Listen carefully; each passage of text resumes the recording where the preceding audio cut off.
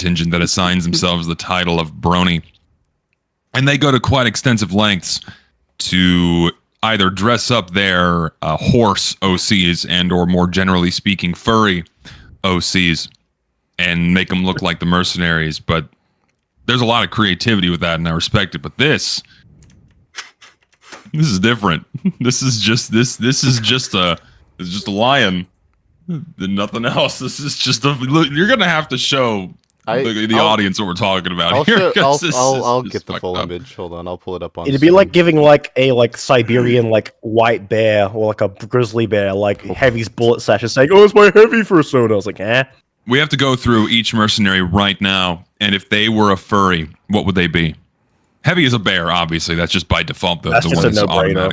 This is just an automatic. Soldier would be a bald eagle. Soldier's either a bald eagle or a what's another very American animal? Buffalo. Buffalo's a good one. Yeah, buffalo would be a good one for the soldier. I mean, clearly on screen he's a lion. Yeah, sniper's a kangaroo. That's a dead giveaway. Sniper. I don't like him as a reptilian, so he's still kangaroo. Spy. I don't like him as a reptilian either. What's like a snail? Escargot. A weasel, maybe. Nah. I think something slick and slithery. So maybe Spy as a snake would be a good choice. A stealthy animal. Medic would probably be what's a very Germanic animal, apart from a dove, because that's a bit too on the nose. But then again, we say that as the soldier's a bald eagle, and that's pretty on the nose too. I don't know, man. What would Medic be? Man, Medic's a tricky one. What animal best personifies the Medic? I think Medic is like a bird of some kind, but like one of those he's actually no, Medic is Medic's a snake. Medic is a snake. No. Medic is a snake. No, Spy is more snake-like than Medic. I mean, probably, but Medic moves weird.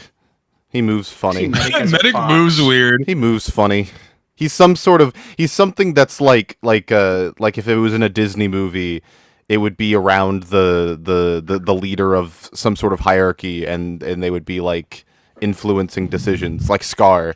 It'd be like a Scar type character. That'd be Medic. Medic would not be a lion, but then again, the burly beast. I can see Medic as he's very proud. So a lion would actually kind of fit, wouldn't it? Maybe he's like a jungle cat. Maybe he's like a panther.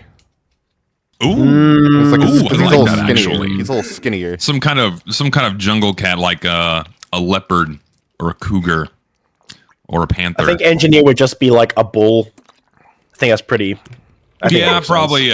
He's or something else. Unequivocally Texan, like an armadillo. Demo would probably be maybe a goat.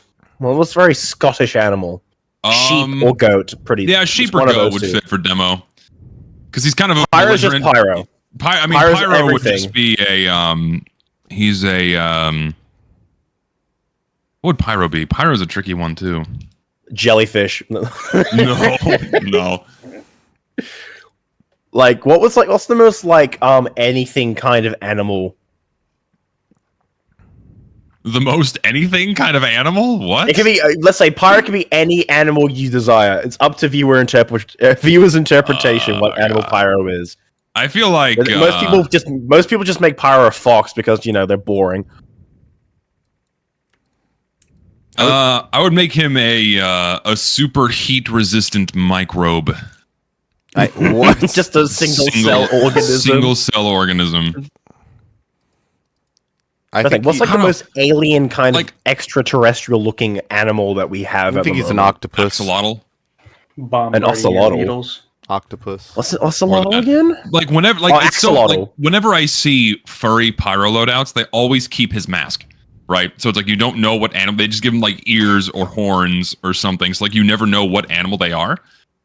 Alternatively, it's always a wolf or a fox or something really generic, and they just have his asbestos suit on. I think there's also shark because Pyro shark. That's another one that's popular. That's I don't know. Any fish just doesn't feel right for any of the mercenaries. It'd be kind of weird. Live lucid reaction.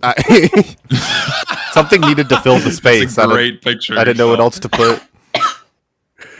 Why is your webcam not working, or you just not? No, gonna I have a just don't want webcam? to. I look like a mess because of the food poisoning. That's how low the frame rate is. It is a gorgeous. You could always image just of like put yourself. the thumbnail of the video we're covering, saying like today's topic or something like that. No, this is funnier. No, yeah, you know what? I agree. I wanted to give a formal apology for the haphazard to everyone else because I was in the Discord and people were not very upset, but some people were very upset about like how UFR has been handled recently, and I'm sorry that the VODs have been delayed and the everything has been slow, and we lost UFR After Dark episode 4. May it rest in peace. I'm very, very sorry. I will work to not do that in the future. I will work to try and get the VODs up much sooner. And I'm sorry. Someone was theorizing, I'm not going to name names, but someone was theorizing that I was doing it on purpose as like some sort of like conspiracy that I was like waiting to upload the VODs until like people started complaining on purpose. It's a marketing ploy. I was just like baffled by that. That's not what's happening. I just really wanted to. I just kept. It gets pushed back because of the way in which we do this, and we need a better system. But I wanted to formally apologize. It's a marketing ploy, basically. Is the truth. Not to derail the conversation, but someone mentioned that Pyro could be an anteater. No, you. What do you mean no? You. It's just not. No. What do you mean no? No. It's wrong. Okay. Like an anti, there has to be some level of sex appeal still attached to the Pyro. Why? If we're trying to make him a furry, there is no sex Are you appeal. implying that an anteater can't be sexy? Okay. There's no sexually appealing aspect of a fucking anteater. That's not the That's issue. Snoop, though. For you, maybe. I was gonna say, what about that tongue? I don't know. Do people want to fuck a xenomorph from the Alien franchise? People are See, weird. like that I can understand because like it's the whole scary is sexy thing. They aren't scary. There's big lumpy rodents. That's what they are. No. So you'd rather fuck the xenomorph than the anteater, all right? Oh, Is that what we're getting from you? Oh yeah, without hesitation. After you've walked into a conversation about what kind of animal each merc would be, because of this lion that we have presented here. Speaking of, scout, rabbit, maybe rabbit. Did you guys start probably with your scout? hare. No, we started with spy. No, we started with heavy and spy. Heavy was the first one. Because heavy is just a bear, and that because Heavy's a bear. Soldier's an eagle. Spy is a snake. Sniper's a kangaroo. Medic was a cheetah. Amen. Amen. Some Chat. kind of wildcat. Chat, can we get an amen for Even UFR that. After Wait. Dark? episode 4? I get an amen. Hang on. Get Stop an count. amen. I got an Hashtag amen. UFR After Dark number 4.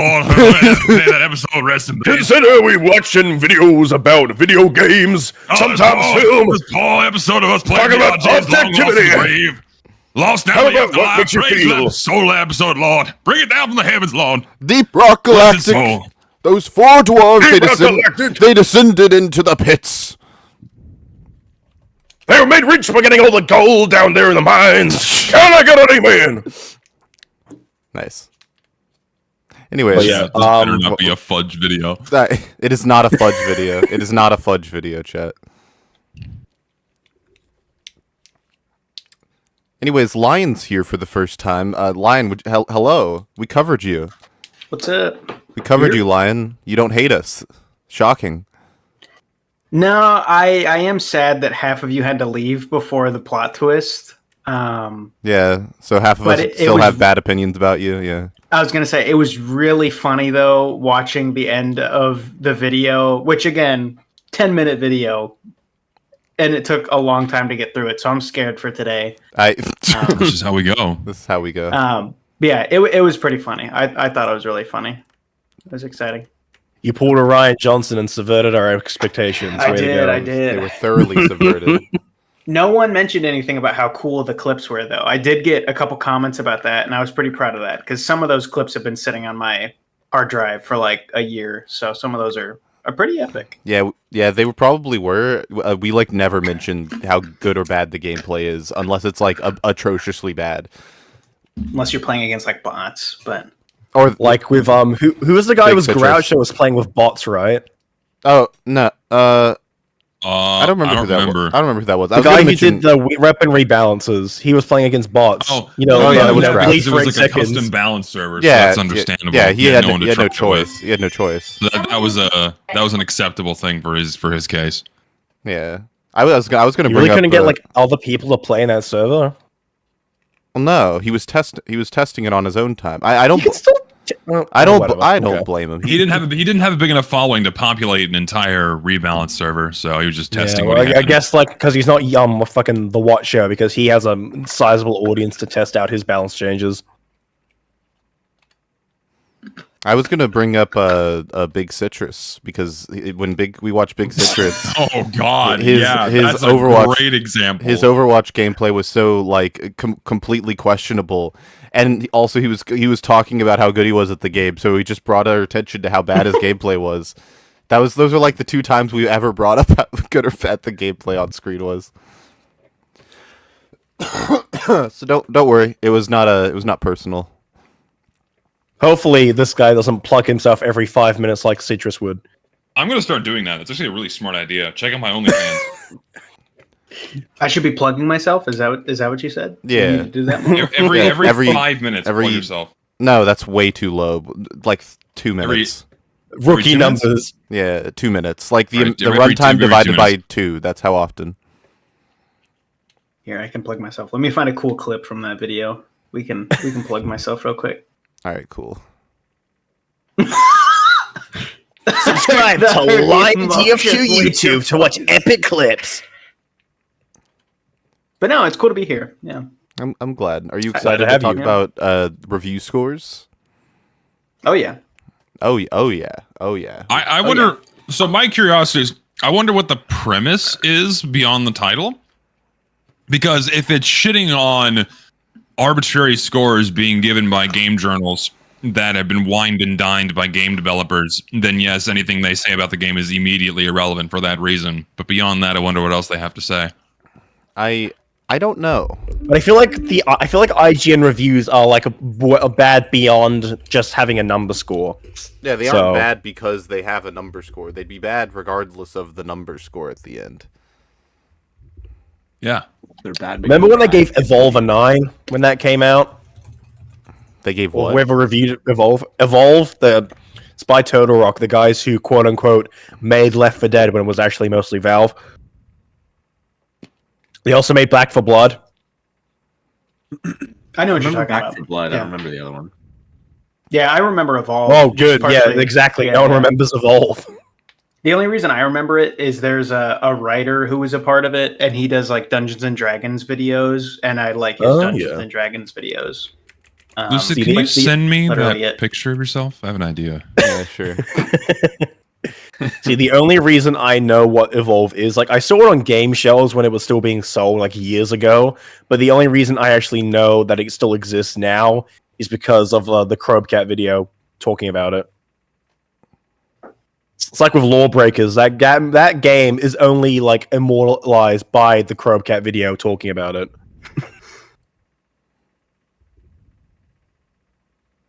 Anyway, number scores? Yeah. Like him, hate him? What would you rate him? Well, if we're talking about that person, then I fucking despise number scores. we were mentioning Mr. Mellon before you came on, and how like music scores I feel like are a lot less useful than like a score on like a game or a TV show or a movie, because I feel like sound, like music is a lot more subjective oriented compared to those other things. Not to say there isn't objective craftsmanship to music. I would know. I've done music theory in school before, but I feel like music is a lot more leaning on the viewer's like experience rather than like, you know, like storytelling and how like well crafted that is. But like you can still rate music objectively due to like, you know, sound quality, like music, song structure, lyricism, chord progressions, instrumentation, all that sort of thing. Yeah, my thing is though, I think that the reason why we believe that that number scores can't work in music or aren't as useful in music is because of Fantana. Like, and because everyone Maybe. else who does them True. just does them the same way, and therefore, and we just associate it with the same thing. Where it's like, oh, you gave Lil Pump 7, but you gave not Kendrick Lamar the same score. It's like those are definitely not the same quality of record. And he's like, yeah, but I enjoyed them the same amount. It's like, this is your enjoyment rating level. And he's like, yeah. And you're like, that's what it's always been. And they're like, either he's just like, yeah. And you're it's like at least he's honest about it. It's not like it's purely on the subjective level. He doesn't really consider like song craftsmanship, like the objective qualities of music. He does bring it up sometimes when it's jarring, like poor mixing in some cases, but other than that, it's usually just how he feels. Basically, what every video essayist tells us to do is like, how does it make you feel? Who cares about plot holes? Who cares about contrivances and world building? No, it's about how it makes you feel. It's not even consistent. He's not consistent he's not actually consistent with whether or not it's his enjoyment at all. Because if it's his enjoyment, it makes you wonder why it's in a video where he talks about the objectively present qualities of music, like the mixing or the instrumentation or the lyrics, like things that are definitely provable and there, and like he just talks about them, and then at the end there's this irrelevant score that says, oh, well, when I listened to this, it made me feel an X amount of 10. And it's like, this could be, if I remember correctly, there are review scores that he's given out where later on he said the reason why he gave it a low score was because he had a bad day that day. Which is like, how... Yeah, it's just... It's so bad. It's so awful. I do hate it. You go, Lucid. Oh. All right, cool. Thank you. I'll make that the new image. All right. Why did you grab the content aware scale? It's so funny. I love it. It never gets old. He looks so square. I made him a football player. What does that even mean? I made him a football player. He's got a football neck now. Oh my god. Football neck. He's going to be a new lineman for the Oilers. They called the Oilers anymore? What are they called now? They might be still called the Oilers. Nah, they're not. I thought they weren't. I don't think so. They used to be called the Oilers. I don't know what they're called now. I was waiting for the update on stream. It's so stupid. It's a good image. I'll just cycle through various versions of the picture. Various edits. Send in your edits of Lucid. Yeah, go for it. I'll just cycle through them. God, that set him off. That set it up. That was great. You guys can't be doing this shit. We should just have a collage of all the edits. It's just like the Council of Lucid. We need to change all of our Discord profile images to a different version of Lucid. That's a great idea. This guy call anime cringe? Wait, what? Anime is cringe. Anime dubs. What's that? Anime dubs aren't cringe. Anime which is. Why aren't we watching that? I don't know why we're not watching that. I will say the overwhelming majority of dubs that I've seen are really bad. Yeah. Yeah, dubs are pretty cringe. I also came to the conclusion earlier today. I came to an eye-opening conclusion that every female anime dub voice actress sounds exactly the same. Yeah. Someone I'm not gonna co-sign that. Someone in chat is talking about how good that anime video is. Oh, we can't watch it then. Sorry. Yeah, we don't watch good bad videos. We only watch bad videos. I actually don't know if this video is bad. Me neither. Well, then we can't watch it. Listen, we have to know it's bad. Otherwise, we can't shit on it for views. Lucid, God. Sorry, Lion. Your video was actually bad this whole time. Damn. I'm sorry. No, that's okay. That's okay. Also, they get better with age. Also, that casual TF2 video sucks. Secretly, we all hated it. Secretly, really bad. Yeah, secretly terrible. Secretly horrible. Which one? The 12 hours of bad water? Was that the one we covered? That was Uncle Dane, wasn't it? The one we No, it's not Uncle Dane. What the? What? Didn't Uncle Dane make a 12-hour video on something? No, that's casual TF2. Don't besmirch his name. It was someone else that made it. Don't besmirch the name of casual TF2. Our Lord and Savior, and you're just going to spit on him. All right, cool. I'm gonna hit play. We start the 30-minute I don't make reviews video. on this channel. at least not in the traditional sense. I never aim for my videos to be conclusive evaluations on why you should or should not check out a certain piece of media. They're still critiques, but I write with the assumption that you're already familiar with the topic of discussion and not just looking for a cosign. Over the years, YouTubers have largely moved away from day one reviews and recommendations to longer form analysis content. Major news outlets have remained mostly unchanged, and of course some YouTubers are serving up their videos the old-fashioned way. But there's been a general shift in the type of content that creators want to make and that viewers want to watch, and it's easy to see why. The more freeform approach of analysis allows for more nuanced discussion than a simple should you watch or should you play. I'm not saying that everything has to be a 5-part, 10-hour video essay, and we do see a lot more variety in media critique on the platform. Do you agree With That what? like we're leaning towards That- more like long form analytical content. not just long form, but like he's making the argument like we're moving away and we're moving toward like general discussion about media rather than should you watch, should you play review of media. I think it's both ways. Like there's still I feel like, a yeah, lot they're of both- content I don't about think the one whole or the should you other. or should you not. There's certainly a lot more of the long form analytical stuff where it's like a general overview of a certain type of media, but that's just kind of blossomed alongside. Yeah. Yeah, I don't think one or the other has really taken over each other. I think they both have a place in the current like review sphere. Like if like there's probably people who want to whether or not know like whether or not a game is worth playing. So having that like initial like pros and cons of a game is important to know. But if you're wanting to like say if it's a game that's like that's old and it's been out for a long time, it's like there's a lot of time has passed to like analyze a game like, you know, like a game like Dark Souls, for example. You want to get like a more intricate analysis about a game, whether or not you want to play it or not. Like if you want to be like, oh, I'm interested in this game series more so as a whole rather than whether or not I should or shouldn't play it. They both have a place. So I was like, you know, the short form initial impressions one I feel like are important for like consumers, like whether or not I want to actually go out and buy this thing. Meanwhile, the more long form ones are more for people who want to learn about something and be more intricate about a product, whether or not they play it or not. Yeah, I agree. I think that the other thing is like it's more of a there have always been the should you buy, should you play review styles on YouTube since nearly its inception. And since that, as people have gotten better at editing and gotten more as basically have the Unemployed. Well, I was gonna be more fucking pretentious about it. I was gonna say as the art forms developed, but yeah, sure. As people have gotten more unemployed, the video essay kind of style has grown more and more, and that's caused people to like they want to review a specific aspect of a game, or they want to review this aspect of games across the medium, and it's like that's going to be a more general. That's not really a review at that point. It's going to be more of an analysis of a thing, with maybe some adherence to its quality, but that's not the key. That's not the most important part. Yeah, a key like I know exactly a channel that still does these like initial impression videos for video games. That's Game Ranks.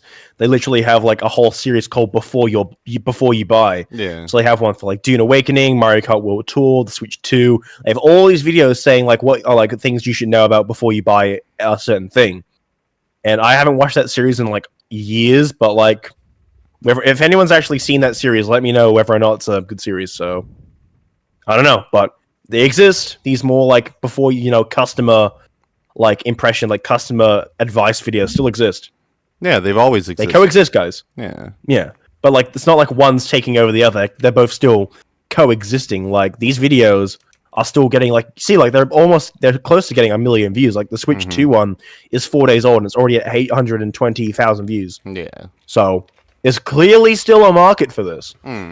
I'm gonna buy the Nintendo Switch 2 and then I'm gonna not use it for 6 years. I was gonna say, I feel like you would have bought it instantly if the next Metroid game was gonna be exclusive to the Switch 2, but now it's also on Switch 1. It's like, I'm learning to be a lot more careful with my game purchases now because of the very uneasy and unsteady production value over the last decade has been rather alarming. Thank God Dread came out as good as it was, but I'm gonna give it a little time before I dive in and buy a Switch. I'm gonna see if like, okay, does Prime Beyond, does it look good? Is it actually gonna be good? I have my doubts still. We'll see.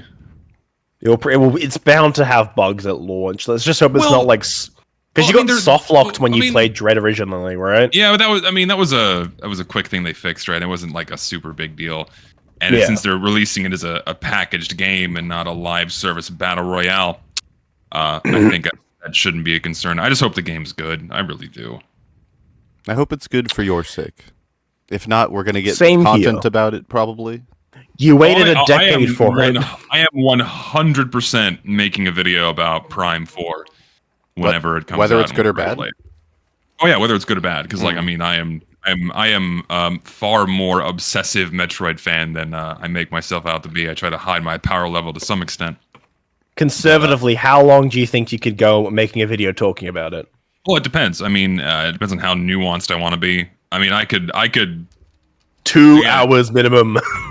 Well, I could make a 2-hour video about any of the Prime games very easily. I can make a 6-hour video discussing the entire trilogy. It's just there's a lot that can be said. I mean, it's not like people haven't already said it. I mean, there's tons of Metroid videos out there, but yeah, I could do it. I will say that I would like to see a video like that someday. Well, I have to muster I will up the be courage. I will be an eager viewer if that video comes out. I got to muster up the courage and get myself out of the TF2 bubble. The cursed No, not the bubble. the bubble I have locked myself into, and if I make any other video about it, then people are gonna show up at my door. True. And drive thumbtacks into my testicles. No. I want to see that. What? From the early 2010s. But even in the big 2025, there's still an aspect of those classic reviews that remains a staple of popular media discussion. Something far older than any online platform that'll stick around till the heat death of the universe. A universal descriptor that experts and Philistines alike can use to communicate the quality of a work and have everyone... Was the word Philistine used to describe like a prehistoric person? That's kind of funny. What for what? So he just Kind used, of. Wait, yeah. what phrase did he use? he said experts and Philistines alike. Phyllis what? What What is that word? I mean, Philistines used to be like an actual people. It's just I'd never heard the word. Yeah, I've never used it like that either. Philistines are It like just means they're dipshits. yeah, but they're Art dipshits. they're like an actual person in the Bible and shit. Oh yeah. Yeah, It says So the are the ancient people who fucking, lived south coast of Canaan. Yeah. The Why we? Byzantine- What's the other one? it's Canaan, but yeah.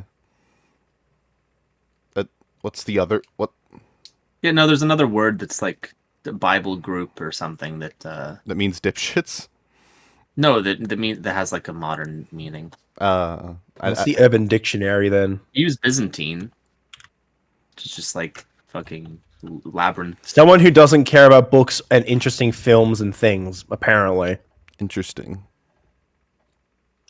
A smugly ignorant person.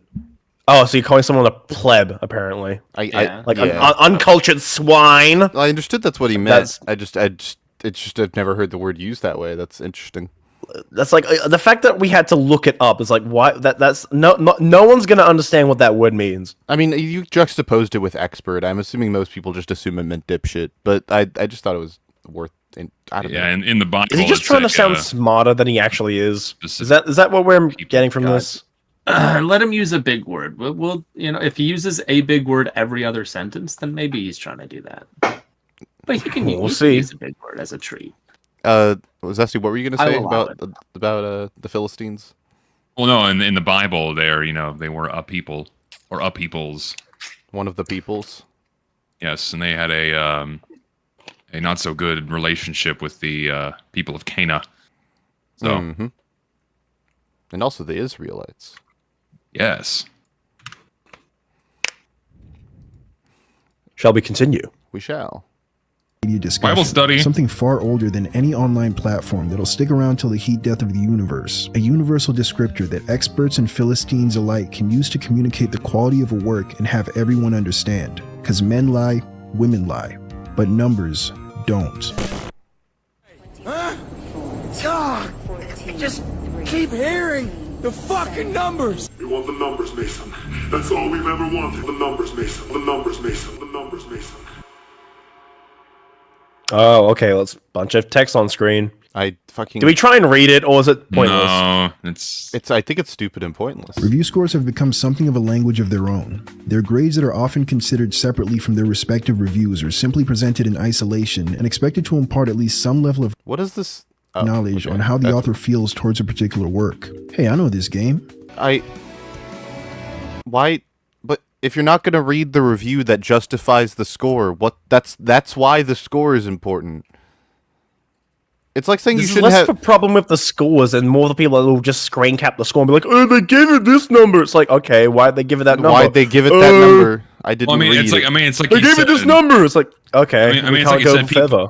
I feel like a lot of people use it for, like review scores now, not for a piece of genuine information as to the quality of something, but like he said, they're looking for someone to co-sign their pre-assigned opinion on something, you know, or their pre-formed opinion on something. It's like they're going into something thinking that it sucks, and then when they see the 4 out of 10, they're like, oh yeah, I fucking knew it, and then they just. So go see, they agree with me, even though like one person's 5 out of 10 and another person's 5 out of 10 can be wildly different. Yeah, That's how I interpret that, but. Like one person's 5 out of 10 could be like the most middle of the road average thing, while another one person's 5 out of 10 could be like the most mixed bag ever. Like it has really high highs, but also really low lows that balance it out. For So me, when I assign like a 5 is right smack in the middle, plain average. It's like the white bread. It's it's palatable. You can eat it. It does its job, but it's nothing special. If I give it anything Not above great, not 5, terrible. it's above average. yeah, solid C tier. I feel like if you're a person who complains about review scores, but all you do is go to the review score, then you are the problem. The review score you should not be looking at the big number, and then saying, "Wow, review scores suck." You should be looking at, "Oh, how'd they justify it?" Because that's the important part. It's like saying that the conclusion paragraph is pointless because you could just read that as your, or the abstract of a research paper is pointless because you could just read that instead of the research paper. It's like, no, you read that to get the overall perspective of the thing. And then it's like if you want to learn more, you read the rest of it. It's like, you know how I'm in a math equation, right? Like you could get like the same conclusion, but if you're working out as faulty or like nonsensical, people are going to criticize you. Like, how did you get this right answer even though everything you did to work up to it is completely fucking wrong? Like, huh? Like, oh, this movie is bad based on like really weird nitpicks, but like not nitpicks that are like all add up to make the movie worse, that are actually impactful. It's more so like superficial shit. It's like, whoa. If you actually look at the things that actually matter, then this film is actually kind of fine. But like you're making it sound bad because you're cherry picking these examples that aren't actually, beyond the superficial. I think the most agreeable, or not, I shouldn't say agreeable. The most reliable score you can have is one that is cumulative and averaged over tons of different votes. A review from one person is, in my opinion, never indicative of how good or bad something is because it's just one person's opinion on it, right? For me, it's like if you look at the ratings of something, the 5,000 votes resulting in 4.5 out of 5 stars. Oh, yeah, it's probably good. Or if it's 4,500 votes and it's a 0.5 out of 5, well, it's probably fucking shit. There's something to be said there. But if it's like one person, it's like, okay, I'm not going to put that much weight into it, Someone in chat said if you have to look at the review, then surely the score is pointless. What? Yeah. Well, I was gonna say I think part of this is people will go to get a review score, but then they don't actually care like what's behind it. Because when they're going to look for a review score, they're just looking for that like first page of Google like. That AI description, that's the equivalent of the number. I don't think most people have the like care or media literacy to like actually read through it. Sure, but that's it. How is that the review score's fault? Well, so I don't know if this guy's actually saying it's the review score. I think what he's saying is like people are using review scores or incorrectly. Like that's what I don't know if he's saying he just uses the review score. But I will also say the whole point of like, a Yelp review is that like I don't actually read on Yelp what people said unless there's like one really bad 1-star at this good restaurant, and I just want to laugh and see at it. So I think it's kind of a double-edged sword, but oh, sorry, you go. No, I was gonna add to that. Like whenever I can look at a lot of reviews from a lot of different people, someone said sample size is always critical. Yes, completely true. Whenever I go and look at something, and especially online, because I don't trust a positive review of something immediately. If I look at something and I see that it has a good handful of negative reviews, I look at those first and I look for consistency.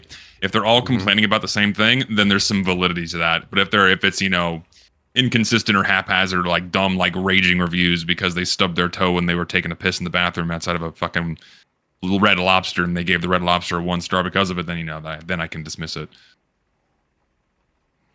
Yeah, I also do. Like, because I was gonna ask do you guys ever look at Steam reviews? Like, does that ever happen? Because occasionally, because I do if I'm on the fence.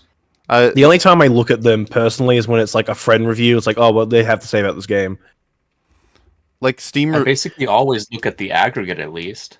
Yeah, well, you look at the. Typically, I look at the aggregate, and even if the aggregate is positive, unless it's overwhelmingly positive, if it's very positive or below, I look at like what the rationale is for people, and if there's a consistent like, oh, this is generally the reason why people think this game is flawed, then I'm like, oh, cool. That I wouldn't like that, or that wouldn't bother me so much, and then I'm like, oh, that's cool, and then that's how I learn whether or not to purchase the product. Yeah, would you guys go ahead? Would you guys argue?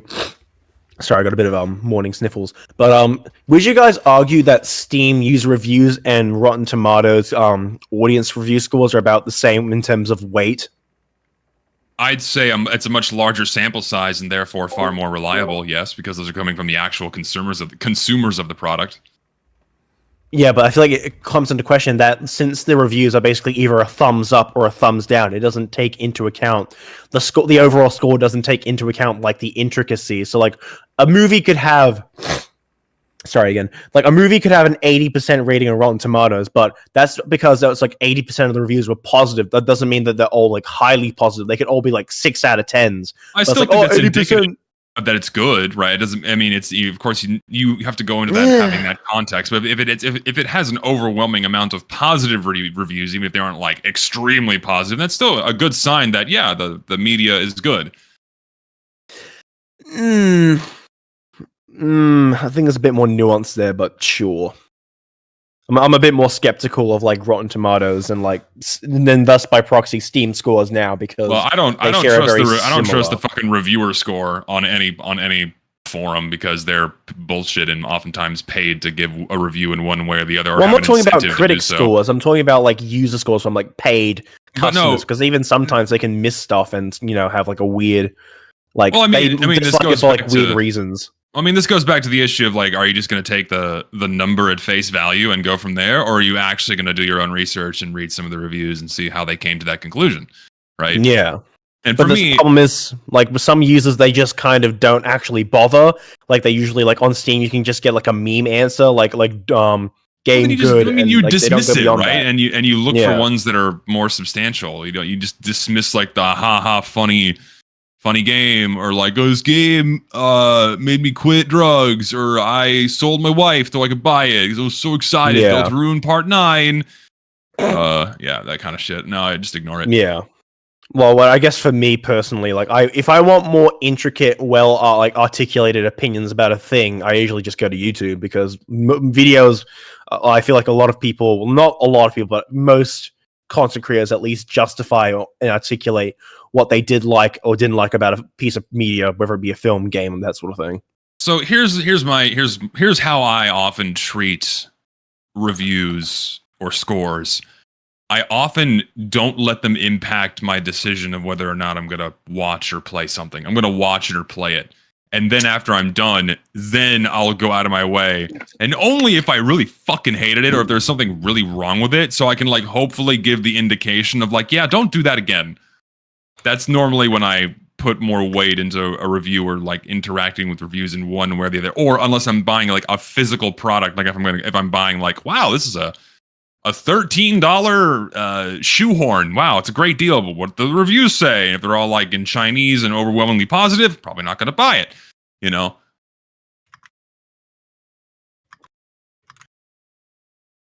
No, it's just lucid and muted. Is no, you've got me. I'm trying not to get the Ring notifications to like blast you guys, but I agree. Just because, especially for physical products I'm buying online, I do look at the reviews pretty heavily. But I think part of it is, especially for not games as much, but especially for like movies and TV shows, I try to hold off on reviews just because I don't want to spoil it. And I think that kind of goes back. I think you were saying it, Jonty, about how like people go to actually, verify their own opinions or like get a cosign on the their opinions already. So like, I don't remember the last review I looked up. I think some goofy horror movie I watched, I looked to see like, and I was like, that was terrible. And then I of course had to go see what people said for reviews, and it was silly stuff like, yeah, I got scared about how bad the writing was or stuff like that. So I mean, it's usually stuff like that. Yeah. All right, Lucid insists we continue. He has stepped away for a moment, so let's keep going. Man, I don't speak this language, but I speak this one. It's more than just a tool used by critics. Well, okay, I gotta ask. Speak this one. I get this as a joke, but like unironically, why would you watch a review that for a language you don't understand just to see the number score? That feels counterintuitive. I mean, it's a joke. Yeah. I mean, the video in question. He's trying to make the point that it's a universal understanding. If you look at a high number, high is good, right? That's the point. He's not trying to make it seem as though people intentionally seek out reviews they can't understand just to find the number. But in this example he used, it doesn't work because the thumbnail had the score on it. Still, the point still stands. I think you're looking into it a little too deeply. I think it was just a joke. I think it's funnier taking it too that seriously he put this in the edit. Like I just think that's a really funny concept because he had to go find this video, record it. He probably wasn't live reacting to it when he was doing his script.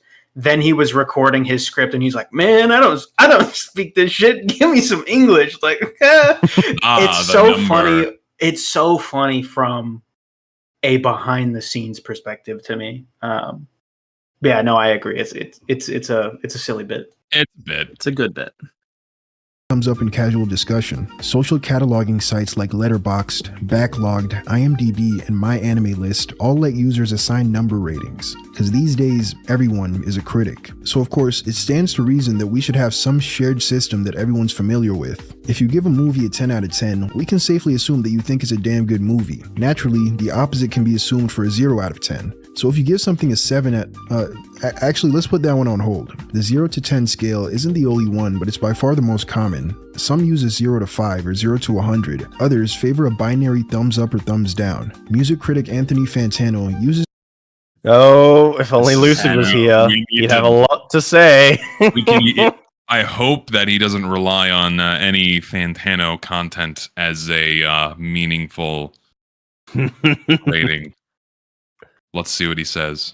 A 0 to 10 scale with the additional descriptors light, decent, and strong, while also placing records in between, effectively making it a 65-point system. If you scroll YouTube Shorts or TikTok, you might have even seen a scale that goes from "It's the biggest piece of dog shit" to That's why he's the GOAT! The GOAT! Or who's to say that isn't better than a "It was perfect. Perfect." Aggregation website Metacritic takes all of these reviews using different scales and converts them to their own percentage system, which are then averaged to achieve a single 0 to 10 metascore. Not all critics' reviews are weighed equally, and the website is pretty tight-lipped about the exact formula used to calculate that illustrious metascore. Nevertheless, Metacritic's ratings are treated with a certain level of prestige, far more than many of the news outlets that they aggregate. The website is seen by many as an impartial third party that simply gathers information and concisely delivers an unbiased measure of quality. I feel like anyone with a working brain understands that there's going to be bias no matter where you look, especially when it comes to an online review. Again, there's something to be said about aggregate scores from a large sample size. There is a level of truth to them, But don't just rely on one number from one source, even if it is an aggregate number. Don't base your opinion on something from a single rating on a single website. And if you do, why? Like, ultimately, you would want to either get it from a source you trust or from, like, various people to get a wide sample size of the overall, why people feel this way or why people give it this score and why. And, like, finding common threads. They've done all the work for you by looking at all the places, even like the YouTube TikToks where the fat guy saying "goat" a lot. What the fuck goat means? Greatest of all time. It's an acronym. Oh, is that what it means?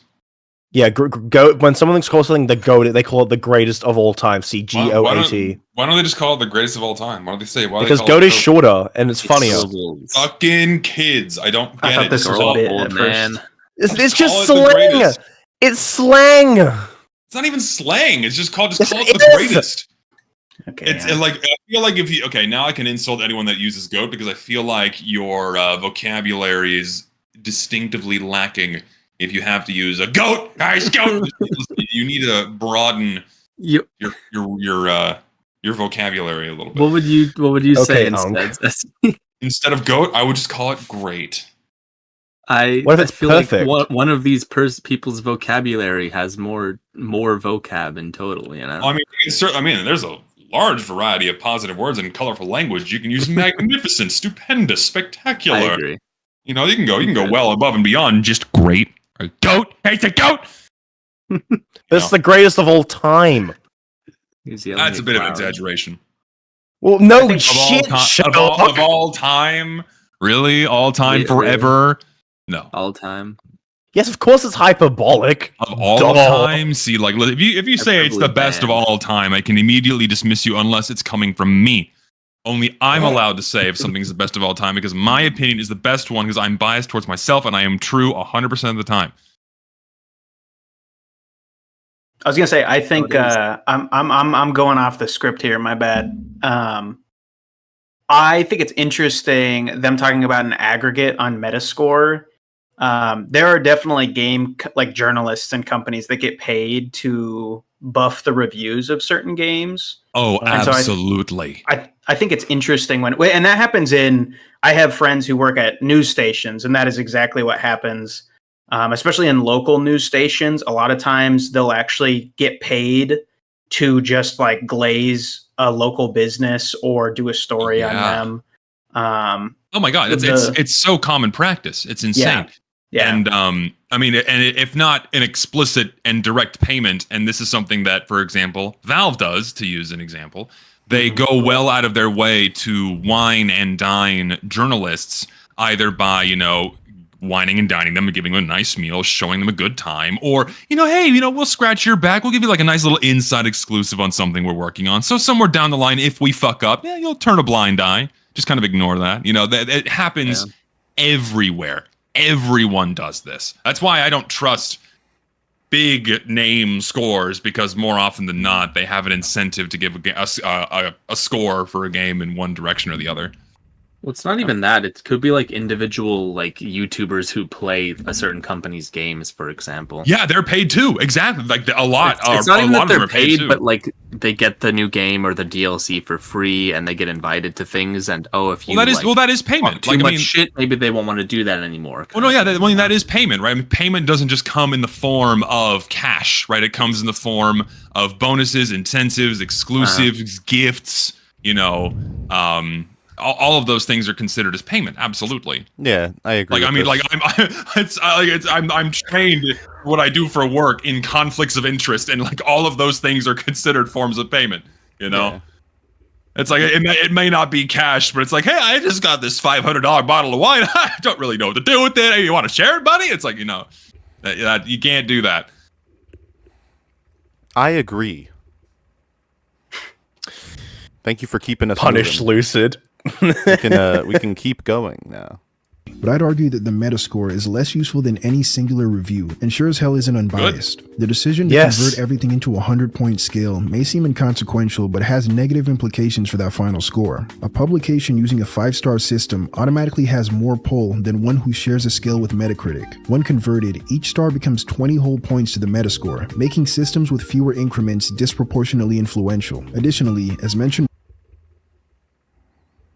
Yeah, I mean the math checks out. That's just Yeah, true. yeah, that is entirely fair. That's a fair criticism. before, the aggregator has final say over how each critic score is weighed when averaging, so Metacritic isn't exactly the neutral party they present themselves as. Even if we agreed on a unified system, different numbers mean different things to different people, and the problem comes from trying to fix Just under your breath, it's this fucking shit movie. Such a shit movie. Oh my god. I hate that I have to look at scenes from this again. It was so bad. people, and the problem comes from trying to take something as opinionated and irrational as art critique and turning it into a science. Irrational. Irrational as art I thought he said rational. People, and the problem comes from trying to take something as opinionated and irrational as opinionated, opinionated and opinionated and irrational. Opinionated and it doesn't sound like rational, because rational would be contradictory to opinionated. Yeah, I understand. He's slurring his words, but he's absolutely saying. Are you irrational. saying he's drunk? No, maybe. Are he you could drunk? be very eloquently drunk. No. Oh, okay. At 9 in the morning, getting drunk. I mean, it's 5 p.m. somewhere. Someone in chat said to tell me about the Fantano jump scare. Oh yeah, you missed the part where we were talking about Fantano. He was describing different types of rating scales, and he brought up how Fantano does it in his videos. We're like, oh god, thank God he just brought him up as an example, and not like and nothing beyond Like, that. this is the good one. This is how you do them correctly. Well, we are only 3 minutes in. He could at 10:15. It could be he's like, yeah, and the rating system you should be using is actually the Fantano system. This 65-point system is the best system. Oh god. Is it even 65 though? I don't know. Because, he just because said it's a that scale earlier, from and I 1 thought to that was 10. It's a funny. scale from 0 to 10, so that's 11, and then 11 times 3 for light, decent, and strong. That's 33. Yeah. The How only did he get Fantano- 65? I don't. Did he get said a 65? What is this earlier. math? How do you get to I 65? I just went with it. The only Fantano videos I have watched are his reviews of Neil Cicerriga's mashup albums, and he did not like he said bad things about that man's godlike work, and I just cannot take him seriously ever again. Damn. What are the right mouth dreams? Can you remember?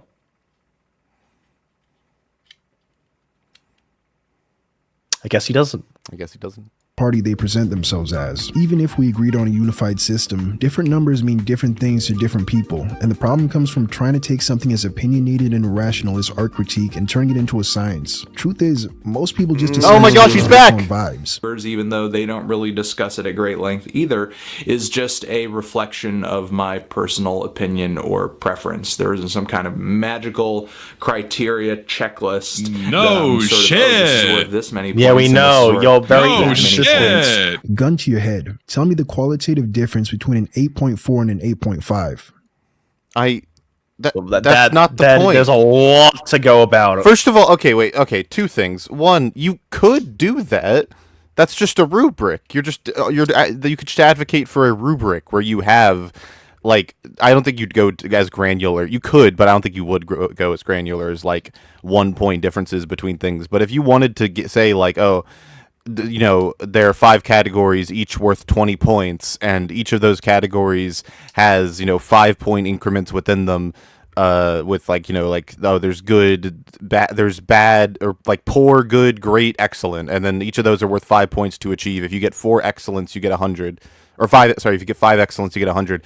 Like, you could do that, and then you could write down what each of those things mean in each of those categories. Mm-hmm. Like, you could you can absolutely possible. distinguish between 8.4 and 8.5. But I also understand the point he's trying to put down, in that if in the ocean of subjective metrics and scales and different opinions, that an 8.4 from one guy next to an 8.5 from another guy, what's the difference, really? Yeah, sure. Is he referring to multiple people or from the same person? I was gonna say from the same person though. That's different. Because if I have a video where I'm like, because I've thought about this. If I ever went into review, one of the first things I do, it might even be the channel trailer, would be to like say, hey, this is the standard I'm judging things by. I want these things in media. I do not want these things. I will rate these things accordingly. And then every time someone's like, oh, this score doesn't make sense, I'd be like, well, go to this video. That is what I'm judging it by. If that doesn't make sense, I'm judging it by that standard. Like, that's because I think that would be the best way to go about it.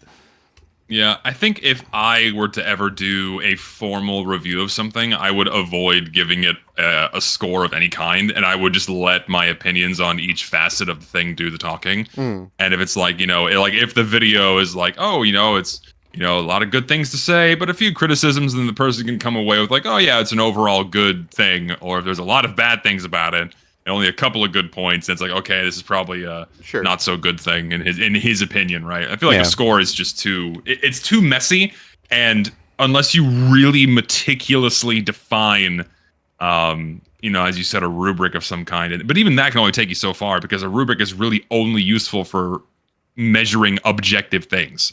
Once you get into like a subjective opinion of like, how fun was it for you, or like, do you like the colors? It's like, it's there's no number you can ascribe to that is of any objective merit. But if I included those things in a review, I would like specifically denote them as like, this might be completely different for you because this is entirely preference. Yeah. But like, I just hate the denotation that like a review score necessarily must be preference. It can't be it can't be talked about objectively in any way, or to be a denotation of anything important. That's all. Because I think if number scores were purely like subjective, then like school markings would not work, because that's based on a rubric, and you get a score based on how well you achieve the marking key. Well, no, of course, and that goes back to what I just said, where those are based off of objectively measurable things. Like, did you get the math answer right? Like, did you get the equation right, or did you get all the steps right? Like each step. Yeah, and is worth 1 point. And they also do this in English classes for like essays. When you're writing an essay, like how well did you articulate your point? How well were your examples? Where was your vocabulary? How was your spelling? How is your spelling? Like, it's just vocabulary, spelling, examples, like proving your point through the text. Did you meet the word limit? I immediately fail someone if I catch them using AI on the assignment. It's just, there's no exception. Oh yeah, of course. I proudly wear my never open chat GPT sticker with pride. I wear it with pride. Just a short tangent. I swear it's short. So many people in higher education, students, use AI for as much as they can. It's fucking insane, and it's genuinely terrifying how many people do it, and how many professors just let them get away with it, because like one, it's exhausting to keep up with it, and two, they'll just usher them along, because they're not their responsibility once they leave the university. If they're not prepared for whatever job they want to apply for, then they're just not gonna get fucking hired, right? It's their money they're wasting. So yep. I highly doubt that people who rely on AI to do the work for them are going to survive in the workforce, unless the workforce accommodates them by incorporating AI heavily, in which case we're fucked.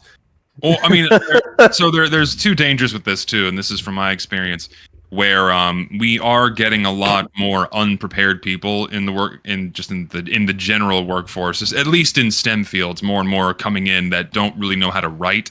And even something as basic as writing an email, they usually have like Google's AI do it for them. And and if you ask them to articulate a point in a presentation, or even just like not even like a formal presentation, but like an informal meeting, they just don't know. They really struggle, and that sucks. And typically companies work around that by just offloading the work they're supposed to be doing on people that are actually able to finish it, and then they set these people that are hired on to some other kind of task, and it's really frustrating. Really frustrating. And they just keep hiring on people that are incompetent, and they don't train them, and they usually either make people who are experienced and competent teach them with no extra pay, or train them with no extra pay just by exposing them on how to do things, or just reallocate or offload the work. It's very frustrating. I'm trying to find it. But there was an article in the Chronicle of Higher Education about a student graduating from high school who's illiterate, and he actually sued his high school because he graduated without being able to like read or write his own name, because his teachers just told him to use ChatGPT Jesus. And Brother. How would he use ChatGPT though if he can't? So he would type it in very poorly or use text to speech to say generally what he needed to do, and then he would use Grammarly to then check it. So it wasn't his actual teachers. It was like the paras who were helping him because he was in he's dyslexic, so he was in he was like in special education of some kind. Special education classes. And so that I can kind of understand, right? Yeah. So they were having him do that, but he couldn't read. And so the school was like, well, he passed because he passed with a 3.89 GPA. Damn. So he had a very high GPA just using ChatGPT for these things. That's not real. I was gonna say, yeah, the judge ruled it as, in his favor because they were like, yeah, the point of school is to learn. The school system failed him. Mm-hmm. Yeah, exactly. I mean, that is a clear-cut failure of the school system for that kid if he left high school without being able to write his name. Holy shit. Yeah, that's really wild. Bad. No, I mean, and that's kind of the direction that we're going to keep heading unless something is done. Yeah. If I find that article, I'll post it here later. I know that doesn't help for the poor YouTube viewers, but Chronicle of Higher Education is a really great read. I mean, if you find the link, we can post it in the chat so people can read it for themselves. I'd like to see it too, just for my own interest. Yeah. I'll try and find it. I got to log into my work email though. That is crazy though. That happened. That has happened already. No, I mean it's incredibly frustrating too. So like something too. It's really annoying that like okay, I know we're on like a super tangent. I apologize. No, go for it. But when it comes to like AI is a tool, in my opinion. Like AI is a very, very powerful tool that can be utilized to do things humans would otherwise not be able to do. Specifically things like pattern recognition, which is extremely useful in something like earthquake seismology, where whenever you have, say, seismological data, the human eye cannot discern an earthquake so small that it does not visually appear in a seismogram. Like it's just not feasible. And then if you were to look at the raw data, the sheer volume of raw data would take an individual human or even like a team of humans hundreds and hundreds of hours to comb through and then find, oh, this was a micro earthquake or something. But if you feed an AI all the data and you train it on earthquakes that were originally detected by humans, or even fake earthquakes that were simulated and then used to train the AI, then it can recomb through the terabytes of data and find otherwise undiscovered earthquakes. Like that is a very powerful and useful example of using AI doing work a human would otherwise not be able to do, or at least not in a human lifetime be able to do. But then it becomes a problem when it starts performing basic human tasks that are otherwise incredibly valuable for a well-rounded person. And it frustrates me, and this is another personal story of mine, where I was taking an advanced course, and there was a capstone project we had to do, and it was a presentation we had to give to a big room of, higher elite people. And I did all the work basically for my team because I was stuck with 2 undergraduate students, and they're very nice people, but they just weren't experienced. And, I helped them along a lot. And I ended up doing a buttload of the work. But then 2 of my own peers who were further advanced along in their degree programs, their graduate programs, they basically just kept using fucking ChatGPT to do the work for them. Mm-hmm. So I had 2 people that were apparently at the same level as me using AI to write and do a good chunk of their work. And it's like, and then they did better. It's like, is that fair? No, it's not. So now it's like a race to abuse these tools to get a leg up over the next person. It's like that was a huge thing for me that made me want to leave the university system, where that just goes unchecked and isn't called out. And it's like, okay, these people are just going to have an advantage over me because they rely on AI doing the work for them. I'm not putting up with this bullshit. Goodbye. I'm going to go somewhere else where my talents are actually valued. Yeah. Yeah, no, I sat in on my favorite professor, favorite teacher I've ever had of any kind. I was sitting in on the last class last semester that he had with his students, and I had already finished his class by this point. I was sitting in on his next on a class just for fun. And the last thing he said was, I want you to raise your hand if any of you guys have used ChatGPT. This was after it was over. and you know, however many students, a lot of them raised their hand, whatever. And he was like, he was, oh gosh, he gave some sort of gambit. I wish that Alan was there. He would have remembered what it was. But he gave some sort of gambit where he was like, should I allow you? Oh no, it was like no, it was just he was asking like It was just like, should I allow you guys to use ChatGPT or not? And everyone else, including the people who said that they did use it, said like no. With like, which is very nature's healing. Yeah. It's kind of sad, isn't it? Where even the people using it feel guilty for using it. It's because they know they didn't learn. Like they didn't learn the material or actually perform the tasks that were asked of them. It is unfair. Yeah, it was to glaze. Oh, it was very eye-opening. Yeah, sorry. Not to glaze that article more, but it also talks about like it's specifically. I mean, it's the Chronicle of Higher Education, so it's talking about higher ed. But they interviewed some students who use ChatGPT, and the students were like, "Yeah, I'm becoming overly reliant on it. Like, I find myself I'm unable to think for myself." And so it's kind of scary, and I think that's probably why those students were like, "No, you shouldn't let us use it," because I think more and more people are realizing that they can't do the thinking for themselves. It's terrifying to think about. Where like I mean, ultimately this results in a complete lack of critical thinking, right? Mm-hmm. Problem solving is completely out of the window when you overly rely on AI to do the work for you. Mm-hmm. And that is a massive problem where like, and this is something else I experienced too, another personal story, where you present a student with just an assignment with a problem and they just cannot do it because they cannot identify a problem and they cannot formulate a solution. They've not had experience. They just don't know because they've overly relied on either their professors or teachers before going into college doing it for them just to get them out of the classroom, move them on to the next grade, or AI. And so when they have to do it on their own, they're just like, they just can't do the work at all. Yeah. I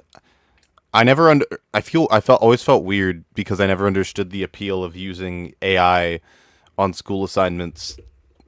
Like I never understood why you would do that because it just seems like you're cheapening yourself, especially in college when you're paying for it. It's like you're paying to go here. I know. It's like you're wasting your money, and that's a lot of money. Mm-hmm. Yeah, it's just like why you do that? Why are you here? It's like if you're gonna you can get the piece of paper, but if you didn't learn what's needed to actually get the piece of paper, it's useless. And you can present that to your workplace, and then they'll hire you. But if you can't do your job, I mean, they'll either offload the work to someone else, like I just said, or they just or you're fucked, right? Yeah, it's why when you like in the arts industry, right? You can't just have like the diploma, it's like or diploma or bachelor's, like here, hire me, give me a job. It's like you need to have a portfolio. You need to back up what your paper suggests by having the work to to like back it up, to show what you've done, how you achieved that. That way you can get hires by showing you, yes, I can do what the paper says I can do. Here, give me a job. This is what I can do. If you just give them like show them, look, I have a bachelor, give me a job. It's like they're not going to hire you. Yeah, you got to back up what you study, because if you don't actually and use AI, because in my studies, because I'm a uni student right now, they're trying to like measure how much AI you can use. Like you can't use AI in like the art itself, or at least not in the moment, but like in the written documents, they allow some use of AI like for idea generation. But it's like that defeats the whole point of art. Don't use AI to generate ideas, because otherwise you'll rely on it and you can't actually think creatively. You'll just regurgitate what a prompt tells you. You're no different from an AI model at that point. And people got mad at me too for kind of shitting on that one Deadlock artist who was using AI to generate concepts. It's like if you can't even iteratively design a concept for a character and you have to use image generation to get you to something, right? It's like you're not doing your job. Yeah. Yeah. I agree. Like I value like people who can create even if the character in question isn't exactly groundbreakingly unique. I still respect people who actually create their own characters rather than like either buying one that exists already via adoptable or using AI to generate one, because I feel like that takes out the fun part of creating and designing a character in that way. Even if it isn't like, you know, well crafted, you still created something in that's uniquely you in terms of the character, and I respect that way more. I've never understood the adoptable thing, man. It's I think it's more so that people just don't think they can draw, so they need someone to like create a character for them that way. Oh, I like this character, I'll use it myself, because not everybody is as creatively inclined as each other. So, I don't know. It's a bit higgledy-piggledy. I mean, you kind of like, you basically just took a character you liked and iterated on it through like adding things from other characters you like, and eventually made something new. Even though people still compare Zest to Asuka and fucking what's the name, Baiken from Guilty Gear. Baiken and Asuka. I can't win. Yeah. Has anybody even mentioned Samus, or no? No one compares her to Samus at all because she's not blonde. No, fuck no, because she's not blonde. Yeah, even though you have gone on record saying that she has aspects of Samus Aran in her character design. I gotta put a mole on her chin. That'll do it. Get like a birthmark. To that effect. Yeah. All right, tangent over. Let's get back to number scores and why they're dookie. Yeah, I was gonna say we've been on this for like 30 minutes. That was a while. That was a good. Welcome to UFR, ladies and gentlemen. That was a good tangent. Also, thank you for all the lucid edits. Please keep them coming. They've been good. I'm working on one right now. Good shit. Time's up. My Anime List allows users to rank anime they've seen out of 10. When writing a review, you label it as either recommended, not recommended, or mixed feelings, but the site still tells you what score that reviewer gave the show. Here's a 7 out of 10 review that recommends this anime. Here's a 7 that thinks you shouldn't watch it. And here's a 7 that feels mixed. Review scores only have meaning within the context of their reviewer and how that specific reviewer scores other media. But I agree with that. Yeah, of course you're gonna look at what the reviewer says when to justify their number score.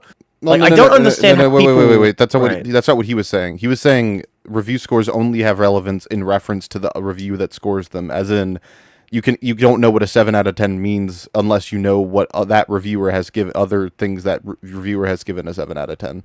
That's what he means. Right. I think. Okay. I agree with him. I think he's correct. Well, on that note, then yeah, I agree. Yeah. Of their reviewer and how that specific reviewer scores other media, but they're rarely ever engaged within that fashion.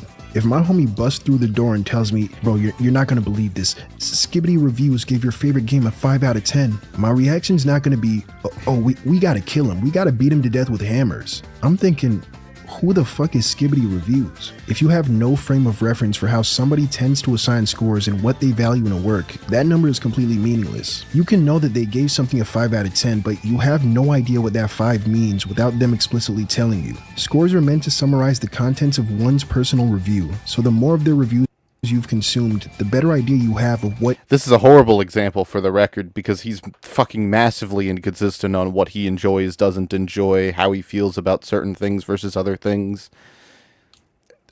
When asked about— He uses Fantano a lot. Well, yeah, because he's the good one. His review— one of the biggest names in reviewing. No, but he's also the good one. You don't understand. This is the one everyone likes, so this is okay. Like, he when asked why the quote-unquote bad mixing on Igor, Tyler the Creator's Igor, was better than the quote-unquote bad mixing, like, because he said the bad mixing on Igor was good, but the bad mixing on Cherry Bomb, a different Tyler the Creator album, was bad. And when asked why that was, his response was, well, on Igor it feels intentional, and on Cherry Bomb it doesn't. Which is like, what? How the fuck do you determine how did you figure that one out? Because like I'm not even sure. How did you come to the conclusion it was? We'd have to go into the actual music to really dissect why that's stupid. But it's just a horrible, it's a bad example. Each number sounds means, bad. But counterintuitively, the more familiar you are with their writing and personal tastes, the less use you have for a numerical representation of their feelings. It's always funny when people get upset about a review score from a website they don't read, from a writer they don't know. How did IGN give these two Do people actually do that though? Like, do people get upset over an arbitrary number that comes from a website they don't even read? I mean, he's showing an example right now. Is this? I mean, this is who is Nick? This just goes back to what he said a moment ago. Of like, who's Nick? Why do we care that he's upset about a number? I And again, I don't know. These are by People two do different this, though. articles. No, not articles. These are by two different people. That's his point. Like, I feel like that doesn't represent. Let me rephrase. I feel like people are only going to get upset when they know the score is coming from a biased source and they're calling it out for that reason. But if they're getting upset because they believe it's their genuine review, I feel like that's a very small minority of people. And if it's in a very small minority of naive people. I think it's a bigger minority than you think. I think really. I think this. Am I putting too much faith in people? I think this does happen a decent amount. I don't. Maybe I'm putting too much faith. Never underestimate just how superficial and like surface level the average population can be when it comes to media I like to criticism. think that people are generally smarter than social media makes them out to be, because I feel like social media amplifies the worst of the worst. And if you go out in public and you go around your fellow man, most of them are going to have a similar level of competence as you. And then, of course, you're going to have the smaller minority of like crazy people or idiots. So I generally try to have a favorable view on people, but then I'm proven wrong time and time again, even by myself sometimes. If you work in the service like fast food or hospitality, you'll be proven very wrong just how smart people can be. A lot of people you run into in the service industry end up being very stupid. That is a very good point, and considering I've never worked in food service or retail, I have not had that experience. You lucky bastard. If I do, I'll probably have a very rapid overnight change on people. You are very lucky to have never worked in the service industry, because I have worked in food delivery. I worked in food delivery for about 8 months, and I worked in like white goods warehousing for like 3 months. And customer interactions were like okay, but I've had a lot of bad experiences with customers. I've been robbed twice on the job once. I mean, I've worked in education for a long time, and I feel like most people are okay. So you come across some that you just can't help, but at least in education, like the whole point of your job is to teach them and make them less stupid. In fast food, you're supposed to give them just their food, but they're still going to be assholes and dumb fucks about it, and that's more annoying. Also, I mean, there's also, nothing you can do. Like, I also like giving people the benefit of the doubt of like I don't want to be too hard, but I feel like if I go work at Burger King for a month, I'll have a change of heart. One time, anyway, I have a story about this. I have a relevant story. Me and Alan, of course, run our coffee shop at our school, and when we first started running it, this faculty member, he came upstairs and to order, like, once again, we give out free coffee. He comes into our room. He's like, okay, so what can I order? I'm like, well, you can order this black, latte, whatever. And then he looks at the coffee pot. And he looks back at me. And he goes, "That coffee looks weak as fuck." And I was like, just taken aback, and I was just like, That's funny. I'm sorry. That's really funny. I was just like, oh, I'm sorry, my fault. And then like, I would have laughed. I would have laughed like hell. That coffee looks weak as fuck. I would have uncontrollably laughed. That is so funny. I think I might have added the explanation. I think he just said, "That coffee looks weak, bro," and I was just like, I didn't know what to say. I was like, I mean, maybe I don't know. How do you know it's not blonde roast? I don't know. Yeah, no, and then later, like a year later, I told him about this interaction because it really stuck with me, and I was like, I'd like to let you know, I made sure that our coffee was much stronger from that day forward, because that stuck with me so much. He's like, I didn't even remember that I said that. Man, customer service moment. Anyways, the same rating. Well, that's an easy one. IGN didn't do shit. There is no John IGN handing out reviews to every single game. I mean, looking at your own thumbnail, we can see that this game was reviewed by one Jarrett Green, and the other one was done by Rachel Weber. This is in fact not the same nigga, and working for the same company doesn't connect them to some game journalist hive mind. Now look, I get the gaming community's general distaste for game publications and love for dunking on their riveting journalism. What the fuck? I can't lie. What? No. Go back. On their what article is this? What? Lucid saw feet and had to go back for it. What the fuck is this? Is this Kotaku? Who wrote this? this? It's the gamer. The Gamer by Bella Blondeau. This is from in 2020. They really People were really bored during the pandemic, weren't they? Lockdown had people going crazy. You cannot hate game journalists enough. Damn! Holy shit! I'm serious. I'm serious. Like, the damage the mainstream game journalists have done over the last 10 years is so detrimental and drastic that you cannot hate them enough. That's so crazy. I wasn't aware that I couldn't hate I couldn't hate them enough. You honestly can now this feed article. I can it's something I can get behind. But this is good. Journalism. I can't lie, I've dabbled in such tomfoolery myself, but somewhere along the way, gamers lost the plot and would rather fixate on these arbitrary numbers than make any substantive criticism. Every review. Okay, they're not just focusing on numbers when it comes to the game journalism. They're focusing on a whole hell of a lot more, which then in turn makes them more easily able to dismiss any review they give a video game. Name me one fucking person who only gives a thing a number score and leave it at that. Name me one person who only does that and doesn't elaborate. You can't, because people just would. I don't think that's physically possible.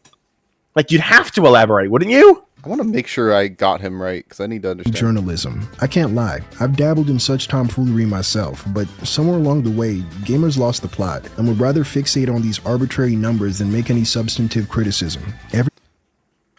No, they're making criticism about the fact that... Because when people say IGN gave as in Pokemon criticism game, of the article and what they say? Yes. Is that what he's implying? Yes, that's what he's talking about. He's saying people would rather talk about the number score by itself than actually criticize the review. Which is true. Okay, well then that's true. That's true. Which is true. But oftentimes when people get upset about a specific number score, it's often because of the tagline or some part of the rationale attached to it. It's not usually just the number score. Like too much water. Yeah, too much water is the easiest example. Where it's like that. How do you even justify that as a rationale? You have to go in so much deeper to understand why that's like stupid. Every review, ranking your tier list video, without fail, will have a massive spike in traffic at the very end, from people skipping the contents of the video to see that all-important score. Complaints obsess over the number assigned to the game. This is not about the number. These are all... The rest of these are about a number. This one's not about the number, though. This one's pretty stupid, regardless. And how it compares to other games' numbers. This guy's not pissed at anything said in the video, but because a different review of a different game by a different person got a higher score. Comments like these are so plentiful, you could make a whole compilation video. Shit, somebody already did.